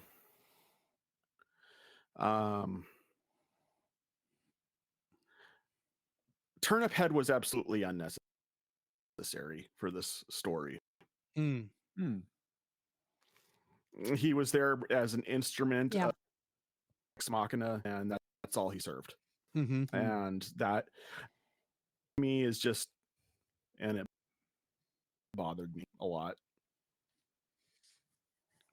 Either flesh him out and make him a genuine, as you know, or just out of the story and work as an author and fill in the gaps narrative. Legitimately, it was just, oh, we need this scarecrow with him. And to be fair, in the book, Jacob hasn't finished the book yet, so yeah, I can imagine. Better fleshed out. That's all I'm gonna say. Yeah, he is better fleshed out. I got 2 more hours. In more ways than one, he is better fleshed out. That may be the case, but all I can speak to in this movie is he was unnecessary in this movie. And I find the kiss of your true love set you free to be ridiculous. Absolutely ridiculous. Yeah. It's just like, not to mention the movie never gives any clue that he's the prince, like up until like right before. No, it's complete Deus Ex Machina. It feels like it comes right out of nowhere, and it was a fast way to end the story. It's I don't know if you guys ever to end the war plot. I didn't like. I don't know if you guys ever read Stephen King books.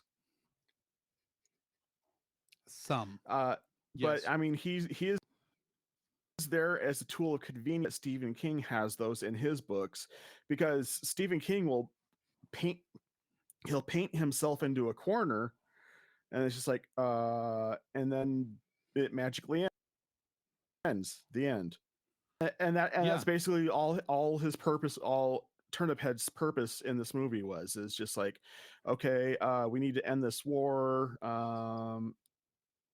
Yeah, this guy is the prince and in this war.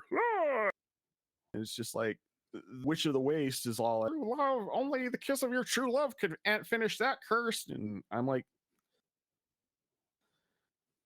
at no point was this idea of being discussed, unless you're trying Yeah. to unless you're trying to usefulness. Or love to infatuation, Mm-hmm. Right. because Turniphead really didn't know Sophie enough to love her. Yeah. But True. that's a problem in most media.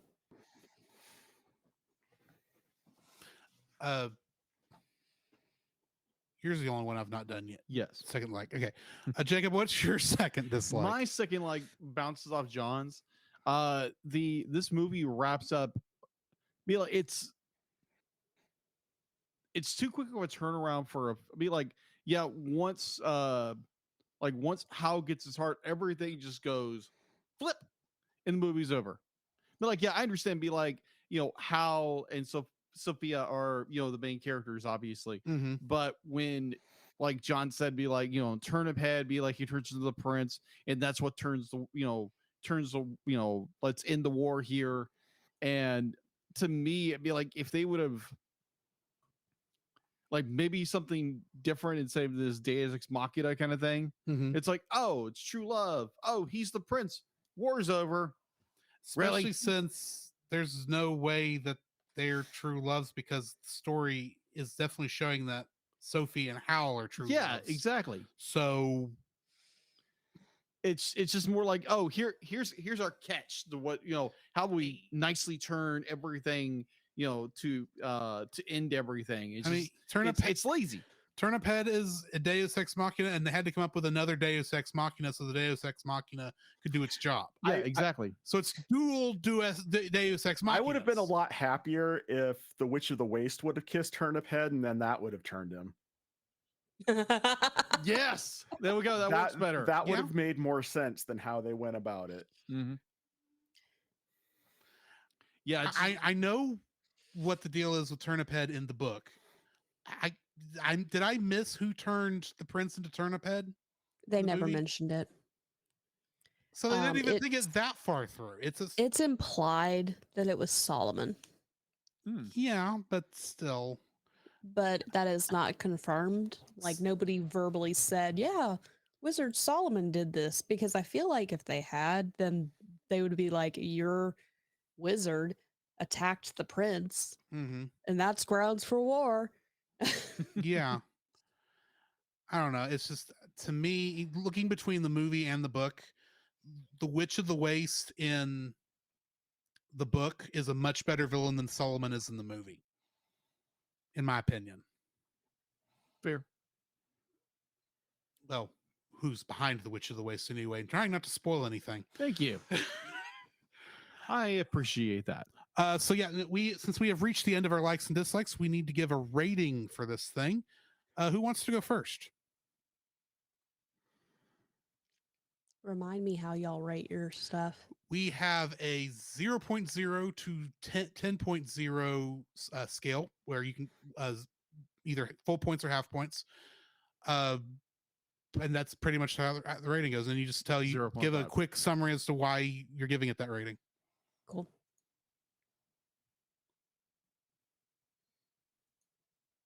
Jacob, what is your rating for this film? I enjoy this film.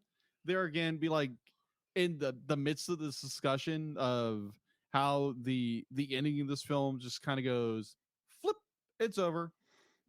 I really enjoy it. It's Miyazaki at like anything Miyazaki for the most part. What I've seen in Miyazaki is very well done. This is definitely for me a 7.5. It's a really good movie. The ending is kind of meh, but be like it gets the story across. It's just how they execute it is kind of meh. Overall, yeah, 7.5, good movie. John, what's your rating for this? Dumpster fire. No, I'm kidding. What? Those don't Gonna exist. fight. I just wanted to get Celeste's hackles up. We gonna fight. Celeste's like, I will cut you. she, Next Geek Con is going to be very interesting. She would too, man. She's a sassy little girl. I would give this a 9. I was there. Really, my issues with this movies were quibbles. Granted, basically the one point I'm taking off is because of the amount of Deus Ex Machina at the end. And I think that if they would have given this more time to breathe, they had to cover a lot of ground. I could tell that. This and I look at it like I look at a Stephen King movie. If they would have given this more time to breathe and turned it into like a 3 episode mini series of 1.5 to 2 hour episodes and let it stretch its legs out a little bit, this could have been a perfect adaptation. Just because the voice acting for the most part was spot on, and despite the shuddering, I still enjoyed it quite a bit, the animation. Really, there was only one voice actor who I found to be fairly heinous, but she was in it very briefly for the most part. So now I'm curious. Was it the mom? No, she fit. She was the Was it Letty? the mom fit. She was the Tilda of the series. But no, it was Letty, wasn't it? No, Letty was the comparison of Letty and young Sophie was the one who led me to realize that young Sophie was abhorrent as a voice actress. Completely emotionless. It because it was able to convey emotion and adapt to the character on the screen. Young adult, like when you're playing video games and you got all the voice actors who are just firing on all pistons, then all of a sudden you got that one voice actor who's like, and so then I completely agree. This is an outrage to our people, and we must come to the aid of Rohan. Before it felt more like she was just reading the script, and it's just like, if you're not excited about your I think that's part of the reason why Gene Simmons in what she did just shone even so much more, because finally I have somebody who's going to hook me with this character. Ugh, she was awful. And even still, I gave it a 9. So I do wonder if maybe in the original intention when they were writing this out, if they were going to have Emily Mortimer, who was the cast as young Sophie, because I have a feeling they cast her first. If they were going to have her to do both, but they realized she couldn't do both, and that's why they got Gene Simmons to come in to do the bulk of the role. Either that, or but I don't know if that's certain. Either that, or she was too busy at Kristen Stewart's School of Acting to. Oh, shots fired! Yeah. Yeah, I'll give you that right there. She does have that kind of a delivery. I don't even. I'm gonna have to go back now and watch Cars 2 and see that character, see how she acts in that, because I bet it's just as bad now that I think about it. Literally, that was the only thing I saw on her IMDb that was like, oh, I know what that is. Well, if all she can get is a small part film and Cars 2, which is universally upon as being the worst in the series. Well, when you shift the character over to Tow Mater as the primary character and turn him into a spy, yeah, kind of bad. It's not a good resume. I'm not looking forward to when we get to those movies. Either. No, it's not. I'm going to give this actually a 8. I think of the Miyazaki films that we've done so far, I think this is about middle of the road. I know when at the in the spoiler-free section, I said I put this above Spirited Away, but that was at the time when I watched this 20 years ago or 15 years ago. This viewing, it's going above Spirited Away because I actually think it's going below Spirited Away. I mean, because I think Spirited Away actually was a much better made film than this was. But I still enjoy this story. Sir, John says you can. I want to just. I welcome you to this realm of repentance. You know, there is peace and forgiveness. Just let it wash over you. Turn the past and go forth and sin no more. Amen, brother. John, may all your bacon burn. Anyway, John, since neither one of y'all are staying for our Lower Decks review, John, why don't you go ahead and give us your shameless self-promotion? Aren't you gonna have Celeste? Where can we find you Celeste at? give her rating? Did we not?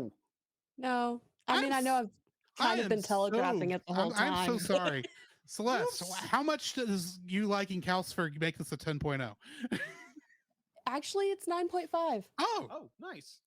So mostly because it's not so much that I like Calcifer, but it's I like how this movie makes me feel. Okay. Like, it has its issues, but I legitimately end the movie going, that was fun. That was a good movie. I'm in a good mood now because it's one of those it's real sweet. So that is my rating. I would agree. Like, when I finish this movie, I'm like, that was refreshing. Like, if I was to put it in a word, it was a refreshing movie. It was like a tall, cold glass of Milo's or Red Diamond. Ooh, Red Diamond. If I drank tea, that would mean something. Unsweetened would be nice too. So John, why don't you go ahead and give us your where we can find you at? Geek Devotions. I know yours is the longest.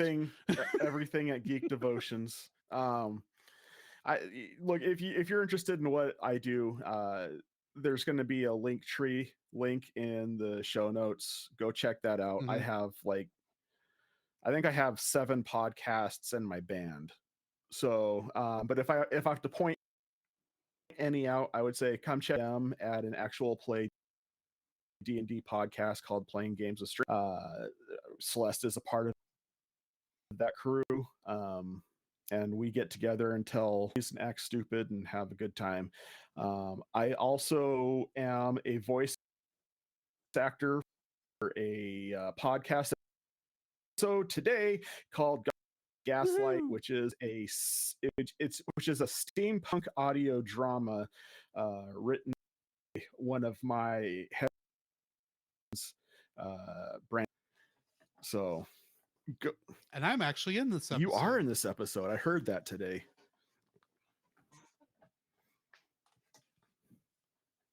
Just throwing that out. No. Y'all should listen to all of it, though. Sure. For everything else, go check out my link tree. All right. Celeste, where can we find you at? You can find me predominantly on the Geek Devotions Network. I pretty much have some sort of a vocal role in everything we do, including the Gundam Watch. Even though I am not on the Gundam Watch regularly, I voice one of the little characters. Playing Games with Strangers. I'm also part of the Gospel by Gaslight. But if you find Geek Devotions, you will find all the other things. All right. Well, thank you both for joining us on this episode of the Cellcast. Definitely go check them out, guys. And thank you for joining us. Yeah, thanks, guys. Thank you for having us. Smooches. Oh, that was awesome.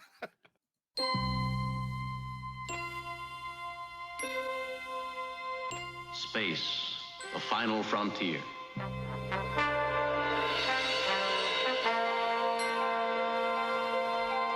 These are the voyages of the starship Enterprise.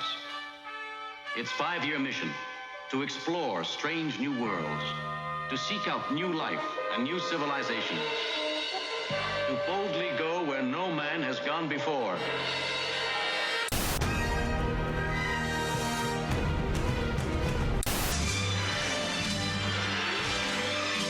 Robotech.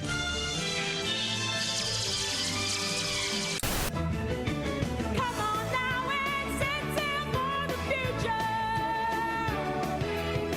Fly the sky, oh, the lava.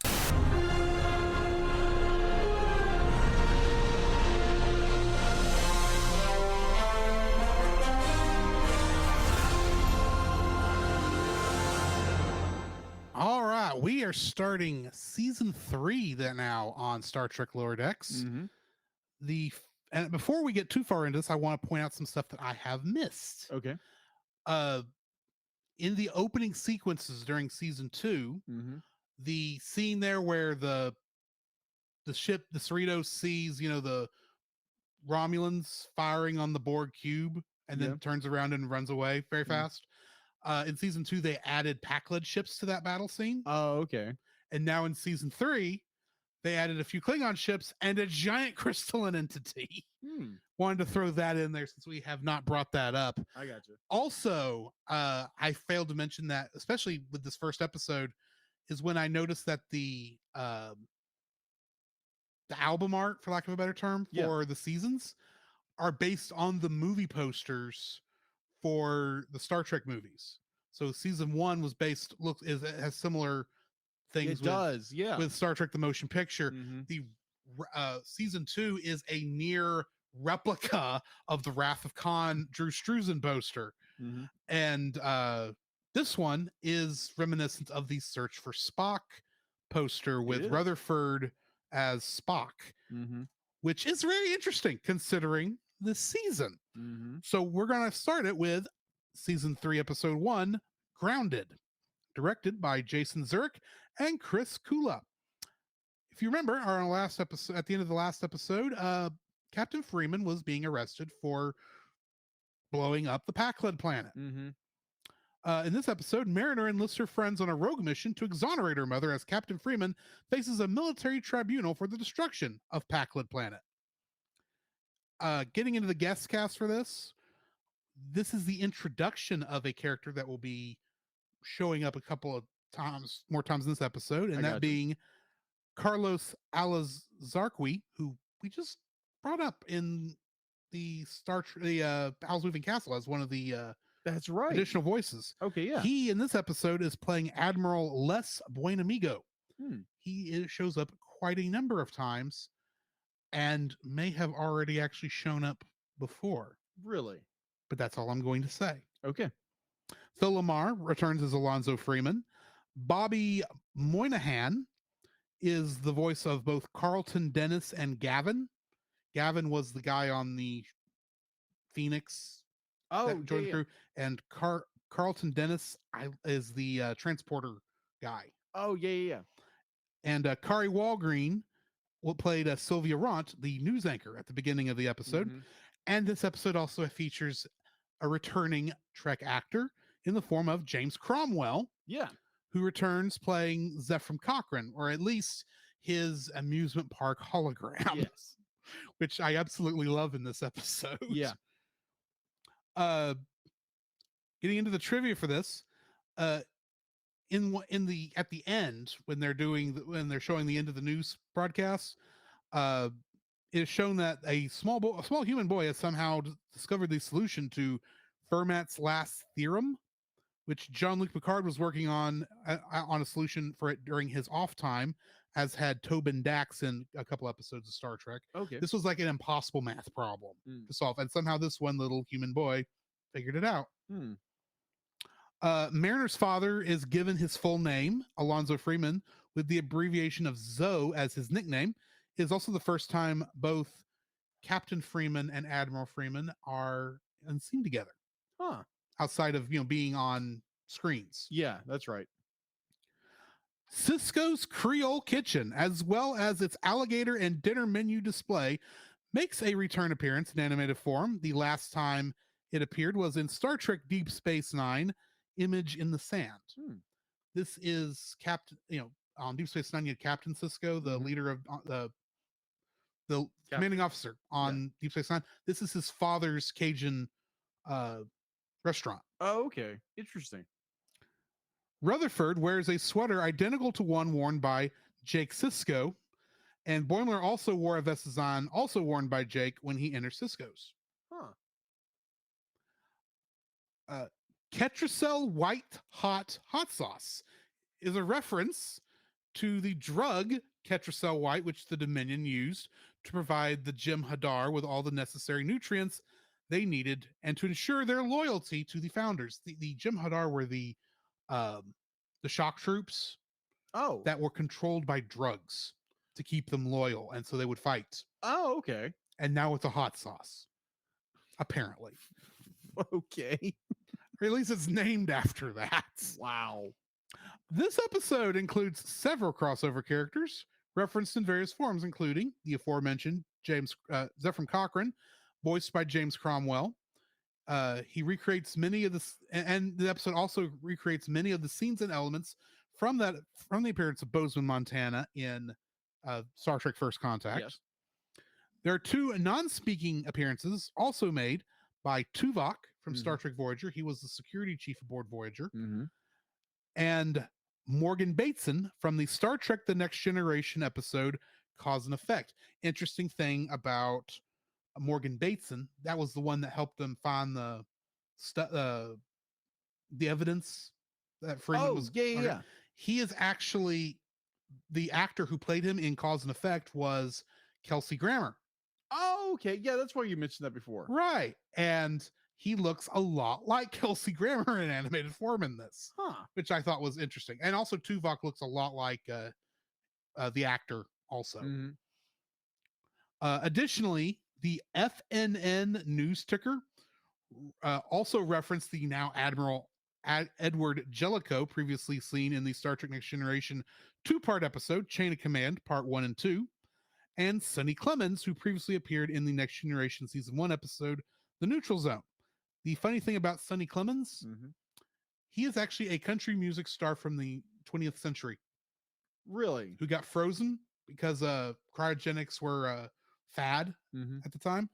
And he got the station satellite that was keeping them safe, him and like two other people.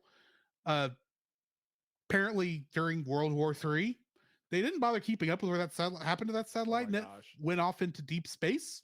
And the Enterprise D is the one that found it. You ever want to see something weird? Go look at that episode, because this guy from the 20th century trying to figure out how to operate replicators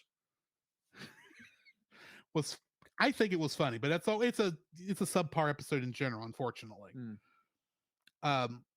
Zephram Cochrane's statue, which was described by Geordi LaForge in Star Trek First Contact, is shown on screen, as well as other visual tributes to the film, including the Crash and Burn Bar, a playground replica of T-Plan Hoth, the Phoenix, and the inclusion of the song Magic Carpet Ride by Steppenwolf.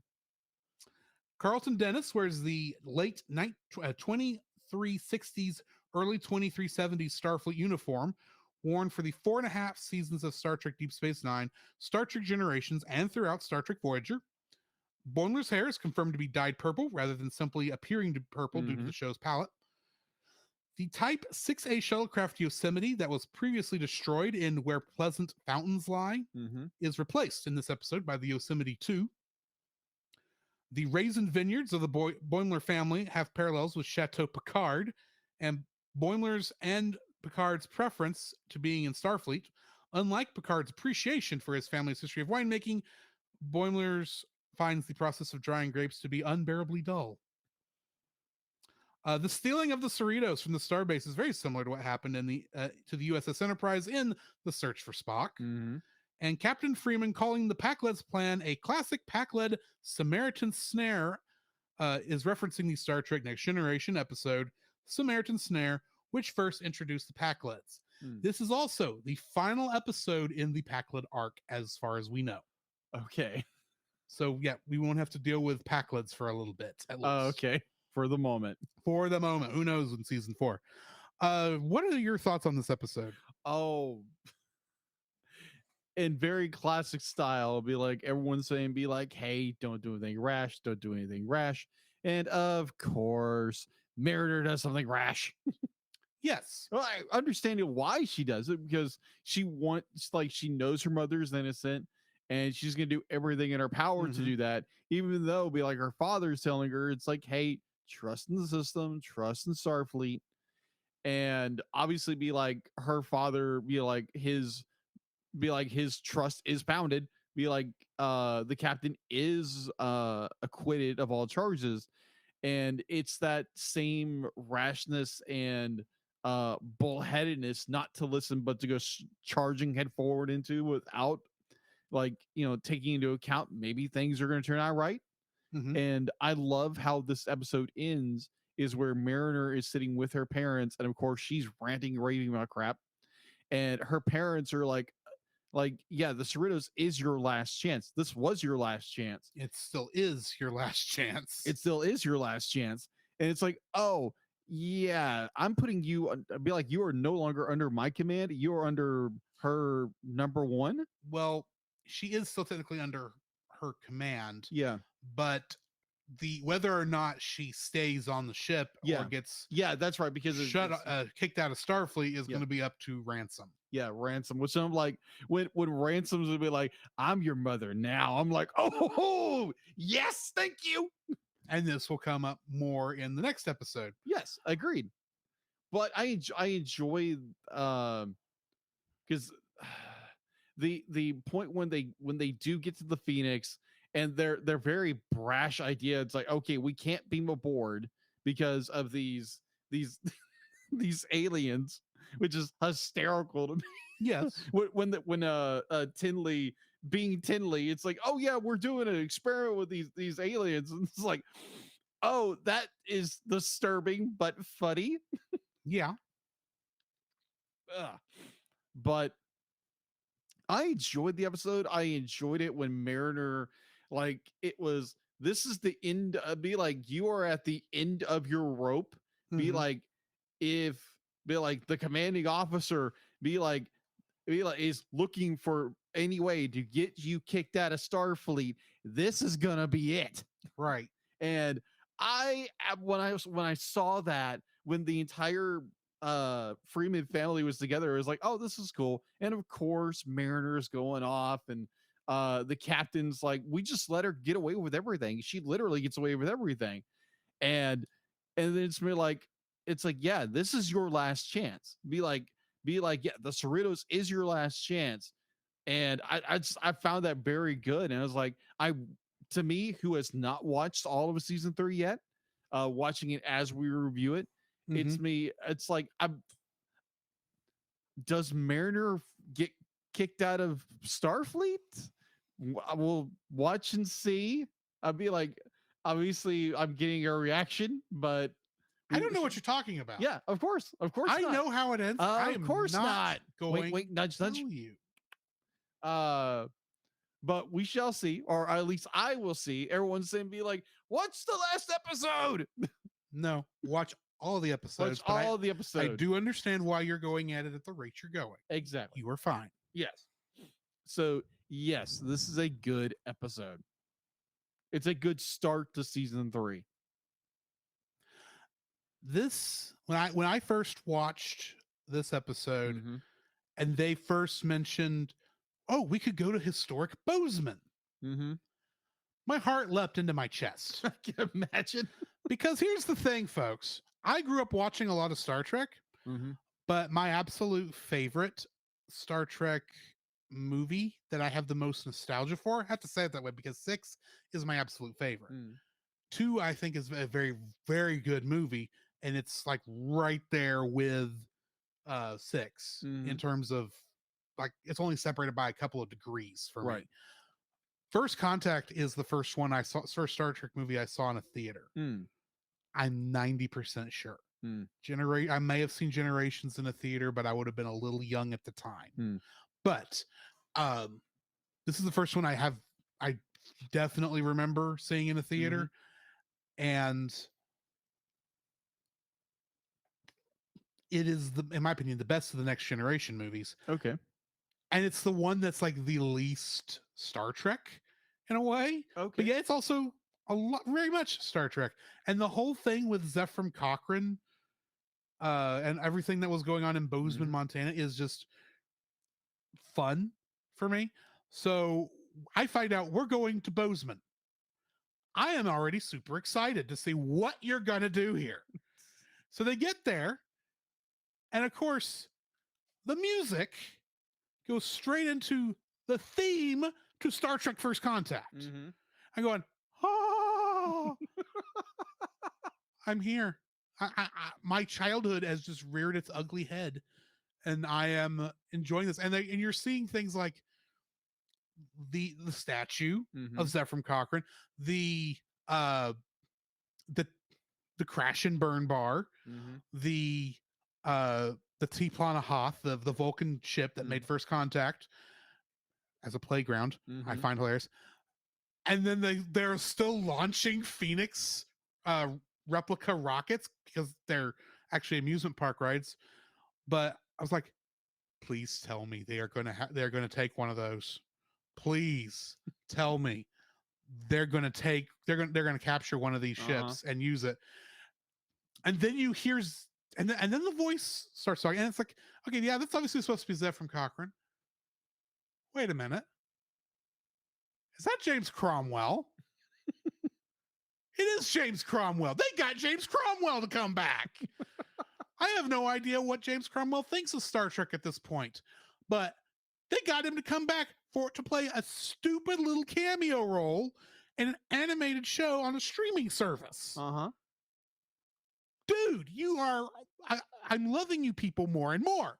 And then he gets great lines like, oh, you caught me while I'm just doing some taking care of some last minute repairs, and you should take care of any last minute snacks because there's none allowed in the ride vehicle. I'm like, that's hilarious. It's like, you people went to Disney World to figure out what he needed to say for this scene, didn't you? Man.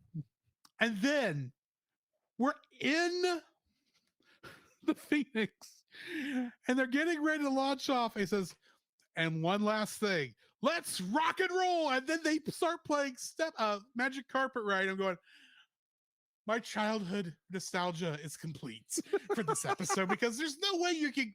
They went so hard into playing into First Contact in a way that there's no reason they had to for the story, because they could have just done a quick, oh yeah, it's like, thank you for leaning into it this hard because I absolutely love this. And that 5 minutes, that's only 5 minutes of this whole episode, is what stuck in my memory from this episode. I forgot that this was the episode with the pink purple aliens that attached themselves to the Cerritos till I was watching it. And I only saw this like 2 months ago. But even all that stuff, I especially liked the fact that the Cerritos' hull plating has not been reattached yet from the end of the last episode. So I like that in there. And the whole thing of all the stuff on Earth, because this was actually the first Lower Decks episode to mostly take place on Earth. Okay. Previously in season 2, there was like one scene where they were on Earth, and then they got out of there in a hurry. So this was, I absolutely enjoyed this episode, and I love how they didn't have to do any of this. They didn't have to do a cotton pick any of the stuff they did this because the system was going to take care of it. And because we're following the B plot of the story here, we actually get this nice, oh yeah, this is what happened in the A plot. We had 2 other Star Trek cameos, but we're not paying for voice actors for, though I'm fairly certain Kelsey Grammer would come back in a heartbeat. And we did all this other stuff. It's like, that would have been cool to see too, but I'm kind of happy with the story I got. So yeah, that's my thoughts on Grounded, or at least the middle 5 minutes of it, because that's what I focused on. Right. But anyway, yeah. Let's go ahead and hit the second episode tonight. Right. The Least Dangerous Game, directed by Michael Mullen and written by Garrick Bernard. On a tropical paradise planet, Mariner questions Commander Ransom on how he structures his away team. Boimler, on the other hand, makes a bold career decision. Oh my gosh. A very bold career Very decision. bold decision. In this episode, Troy Baker plays the character Sherwins. Hmm. Nolan North is both Lars Lundy and Cranch. Hmm. And we get Paul Scheer back as Lieutenant Commander Billups, who nearly became king in this episode. Oh gosh. Remember what causes him to have to leave Starfleet and where he ended up in this episode. Oh. They only barely talk about this. Yes, they do. Oh but my they do mention gosh. this, like, because I didn't recognize it the first time I watched it because it'd been so long since I've seen where Pleasant Fountains lie. Yeah. I'm like, hang on, he shouldn't be going down to that planet. He's got very good reasons not to. Yeah, I was so confused on that. I was like, he would be like, no, I can't do that. Right. Also, we have another special guest star reprising their role in virtual form. That being J.G. Hertzler, who reprises his role as Klingon General Martok. Or really, at this point, he's a Chancellor. Yeah. The leader of the Klingons. Yeah.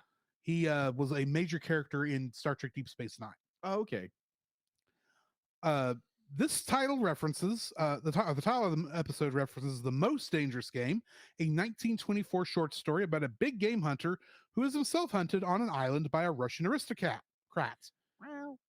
The story is often referenced in science fiction, including in numerous Star Trek episodes where humans or other sentient species are hunted for sport, including the original series episode The Squire of Gothos, the Deep Space Nine episode Captive Pursuit, Voyager The Killing Game, and Enterprise Rogue Planet.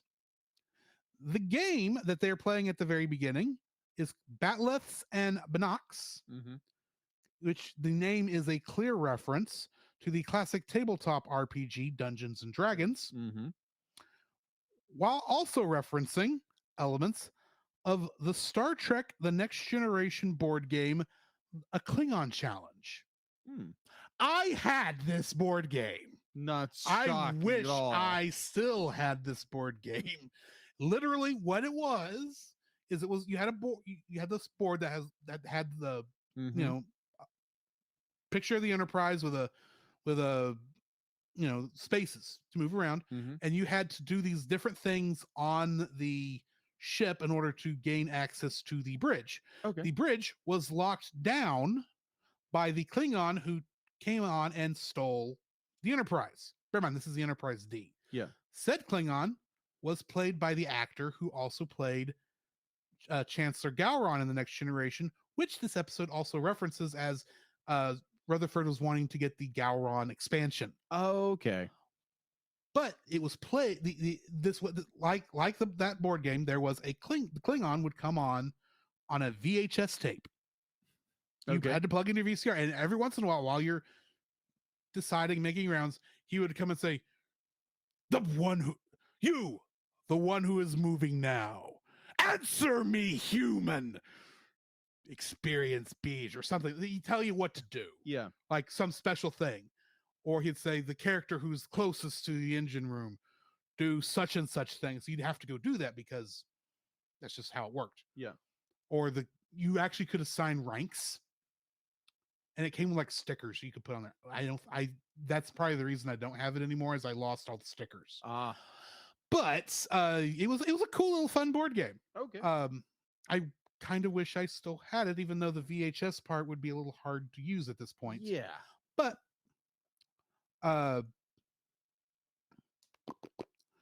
this episode, like I said, mentions the return of General Martok, albeit the host of the Ferengi program based on the famous Klingon Martok, and Gowron being referenced as the expansion pack.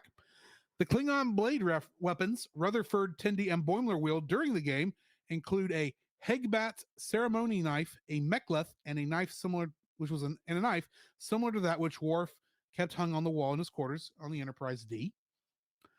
Though described as Spring Ball, which was first mentioned in Deep Space Nine episode Shadow Play and first seen in Deep Space Nine For the Cause, the background and costumes are the same ones used for Racquetball as depicted in Deep Space Nine episode Rivals.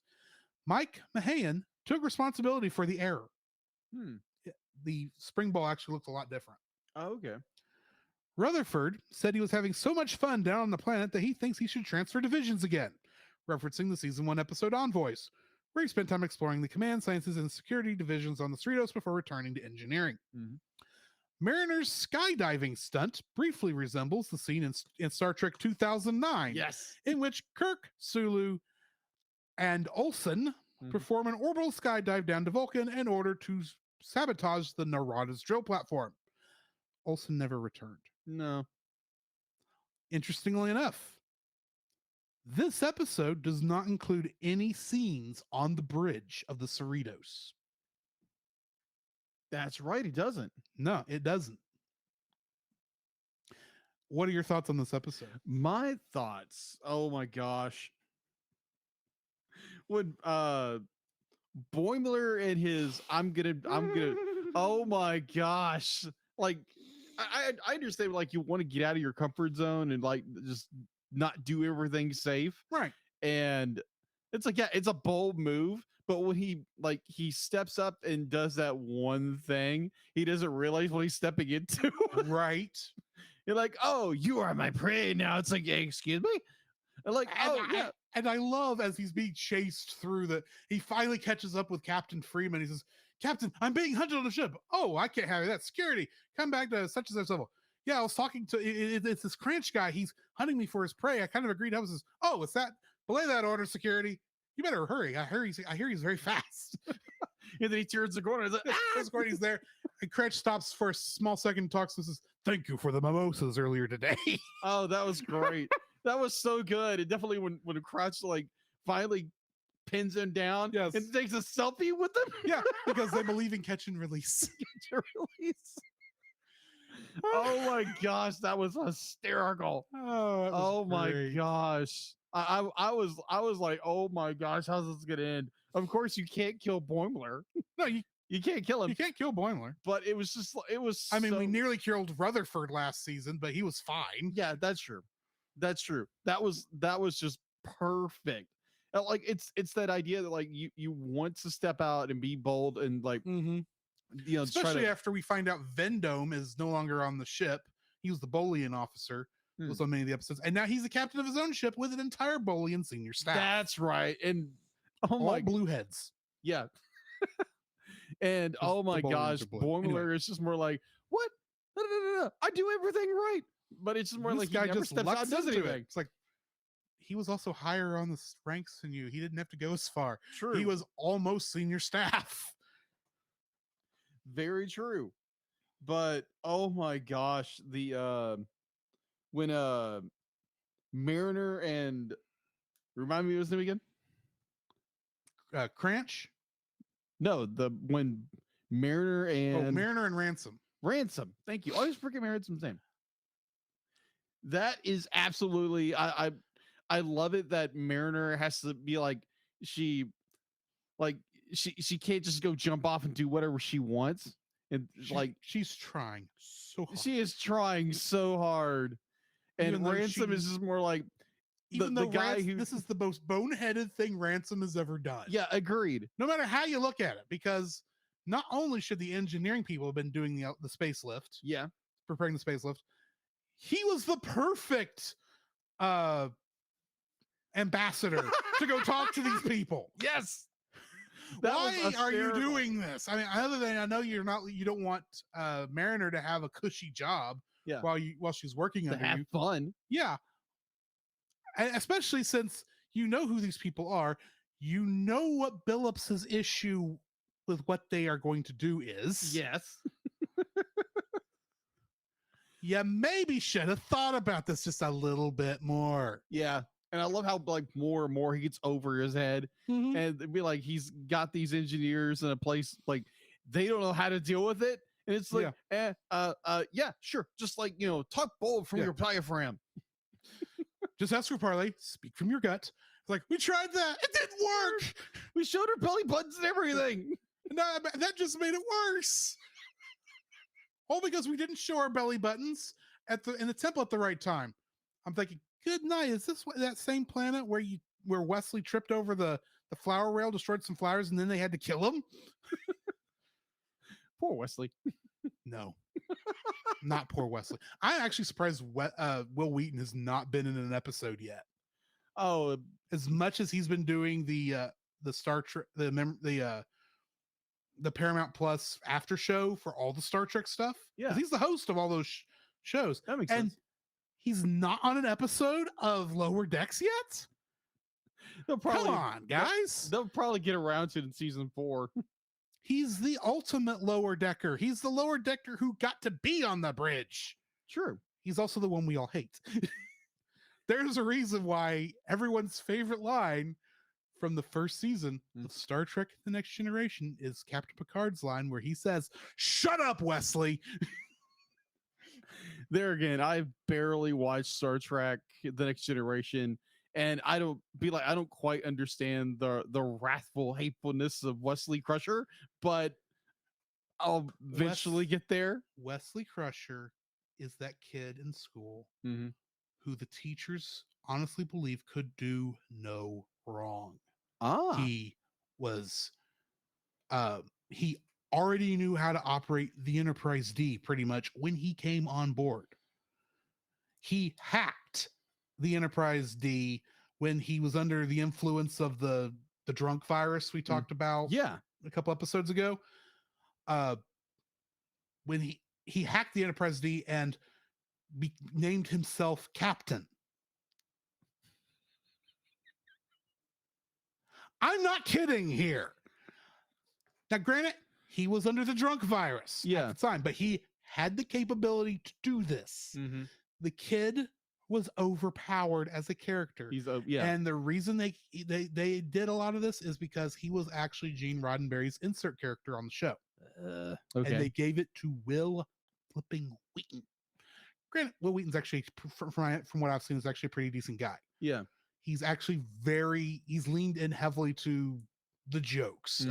about the character, to the point where his entire reason for Will Wheaton for being on The Big Bang Theory Mhm. was because Sheldon, you know, the tall geeky one, used to love Wesley Crusher on The Next Generation until Will Wheaton couldn't show up to a fan convention, and then he was his most hated enemy. Okay. Yeah. Will Wheaton just agreed with this. Says, yeah, we're doing that. Okay. And that's why he was Sheldon's rival for so long on that show. Okay then. Anyway. Yeah. This was just a good episode. It was fun. It was great that Mariner finally is like, you know what? I'm gonna do this. I'm gonna save my friend. And she dives. And he calls her. And she's like, oh crap. And she has to get off. She has to fly back into the structure, climb this ladder. She gets halfway up it, and it turns into a climbing wall because the alien race loves health and wellness. So of course they've got a rock climbing wall in the middle of their maintenance bay. And then that just leads up to an elevator that shoots her the rest of the way up so that, you know, she can actually make it back in time. And then they jump back off. They randomly be like, oh, come on, we got to jump. It's like, oh, okay, let me catch my breath. It's like, no, we don't have time for that. And they both jump off. He's having the time of his life, much like Mariner was doing the first time, and she's asleep. She's falling asleep. This is a good episode. Okay, yeah, agreed. Agreed. Next time, we will be looking at the Star Trek Lower Decks episodes. Mining the Mind's Mines and Room for Growth. And the next movie will be our start of Christmas month. Yeah. With Muppet Family Christmas. Nice. A movie that you will actually have to go do some searching to find it. Mm. Not you. I already got you a link. Okay. But for everybody else, you'll have to go do some Googling yourself. I got you.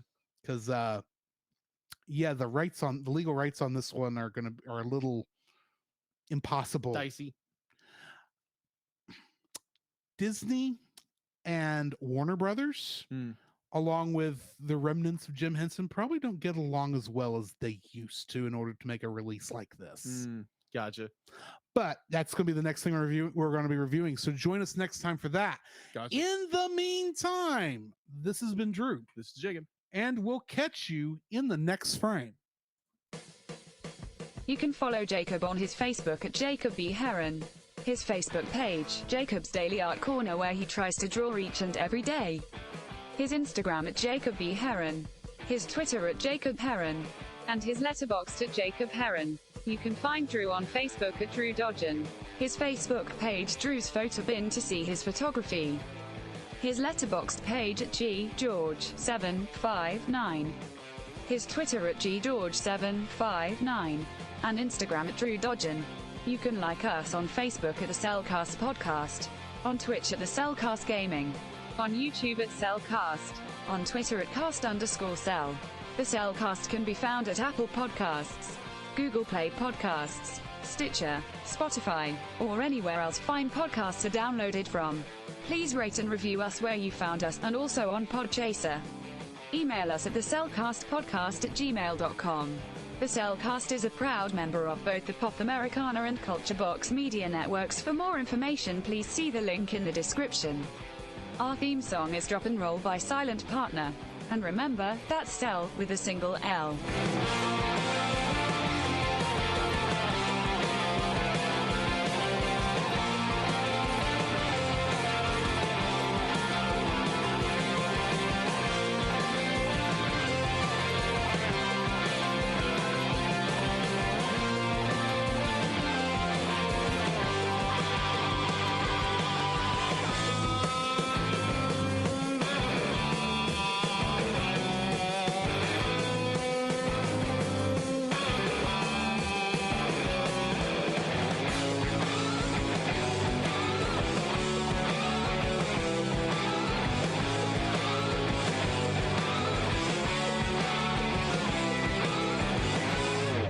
We here at the Cellcast formally pray that for your Thanksgiving dinner, your bacon doesn't burn.